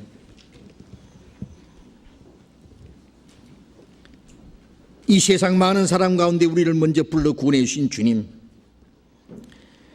우리는 세상 거짓과 모든 죄에서 구별된 사람입니다. 우리가 세상에 살고 있지만 세상에 속한 사람이 아니고 하나님께 택함을 입은 자들, 거룩한 하나님의 영광스러운 기업을 받기 위해서 구별된 사람들인 줄 믿습니다. 다시는 이 세상 헛된 데 마음에 뺏기지 않도록, 악한 자의 시험에 넘어가지 않도록 주님의 말씀 안에서 하나님의 뜻 가운데서 우리의 남은 생애를 살게 해주시옵소서. 주님이 우리와 함께 하시고 풍성한 은혜를 주심으로 마치 시냇가에 심은 나무가 뿌리를 강변에 뻗고 그 열매를 맺히는 것처럼 우리는 주님이 주시는 풍성한 은혜와 생명을 공급받음으로 우리의 믿음이 자라고 하나님의 영광을 위한 열매가 맺힌 줄 믿습니다. 우리 마음속에 기쁨과 감사함이 끝이지 아니하고, 그리고 주님이 우리에게 하라고 맡기신 거룩한 역사를 능히 이룰 수 있도록 하나님의 입에서 나가는 말도 헛되이 도르지 않고 그 명하여 보낸 일에 형통하리라는 말씀대로 하나님의 말씀이 우리를 통해서 이루어지고 하나님의 역사가 형통하게 이루어질 수 있도록 도와주시옵소서. 우리의 바라는 것은 결코 세상 것이 아닙니다. 주님이 우리 가운데 두루 행하시고 하나님의 거룩하신 뜻이 이루어지고 하나님이 우리에게 하라고 맡기신 거룩한 역사를 온전히 이룰 수 있기만을 원합니다. 주님의 몸된 교회 안에서 우리 가운데 역사하시는 주님의 역사를 따라서 우리 모두가 주님 뜻을 이루는 거룩한 역사에 귀하게 쓰임받을 수 있도록 인도해 주시옵소서. 우리의 나머지 생에 모두 주님께서 함께 하시고 다스려 주시고 역사해 주시옵소서.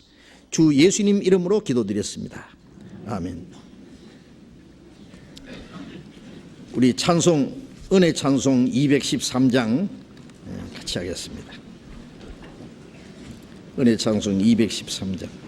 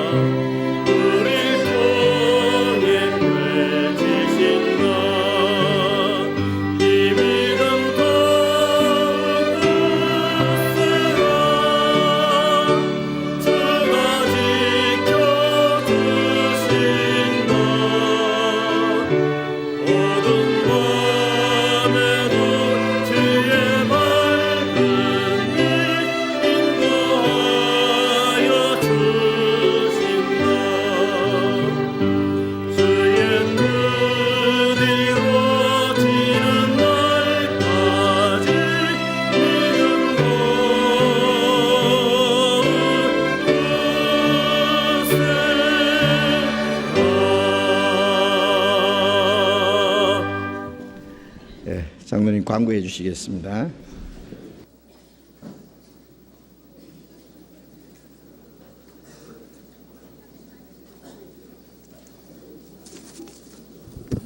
광고 말씀드리겠습니다. 새로운 교패가 제작되어 있습니다. 필요하신 분은 3층 정문 헌금 안내석으로 가서 찾아서 이용해 주시기 바랍니다. 그리고 지금 해외 선교가 지금 활발히 진행되고 있는데요. 어제 몽골에서 전도하고 돌아오신 분들 이야기 들으니까 한 두 군데서 100명 이상이 모여서 말씀을 듣고 많은 사람이 구원을 받았답니다. 그리고 인도에도 지금 전도 중에 있는데 한 1000여 명이 모여서 말씀을 듣고 활발히 전도가 되고 있다고 합니다. 그 외에도 필리핀 또 러시아 교회당 입당을 위해서 또 준비하고 있고요. 여러 가지 활동을 하고 있으니까 인터넷에 들어가 보시고요. 생명의 말씀 선교회 그중에 깨어있는 사람들 사이트 들어가시면은 상세히 소식이 전해지고 있으니까 많이 보시고 해외 선교를 위해서 관심을 좀 가지시고 참여하시고 기도해 주시기 바랍니다. 교회 소식에 정정 하나 해드리겠습니다. 서울 동대문 교회 입당식이 3월 5일 오후 4시에 있습니다. 그런데 토요일이라고 되어 있는데 주일입니다. 일요일로 정정해 주시기 바랍니다. 그 외에 결혼식 및 또 3.1절을 휴무를 기해서 많은 행사들이 관고되어 있으니까 관계되시는 분들은 많이 참석하고 또 함께 협조해 주시기 바랍니다. 이상 광고 마치겠습니다. 인도 말씀하셨는데 인도 지금 전도를 위해서 목사님들, 전도사님들, 또 형제 자매들 18분이 가셔서 지금 전도하고 있는데 두 군데가 집회하는데요. 어제 전화가 왔는데 그 마니프라는 데 가서는 청년 수련회를 하고 있는데 1250명이 모였대요. 그래서 지금 막 엄청나게 지금 전도를 하고 있어요. 그리고 그 다음 집회는 이제 목사, 전도사, 장로, 그리고 교사들 이렇게 해서 한 100여 명이 모여서 또 여러 날 집회를 하고 올 겁니다. 구아티라는 데서. 인도 전도가 특별 전도니까요. 위에서 계속 기도해 주십시오. 기도. 이번 주간에 계속 기도해 주시기 바랍니다. 물론 몽골이나 그리고 키르기스탄은 또 러시아 또 저기 탄자니아, 아프리카 또 필리핀, 지금 필리핀이 전국이 좀 어수선한데요.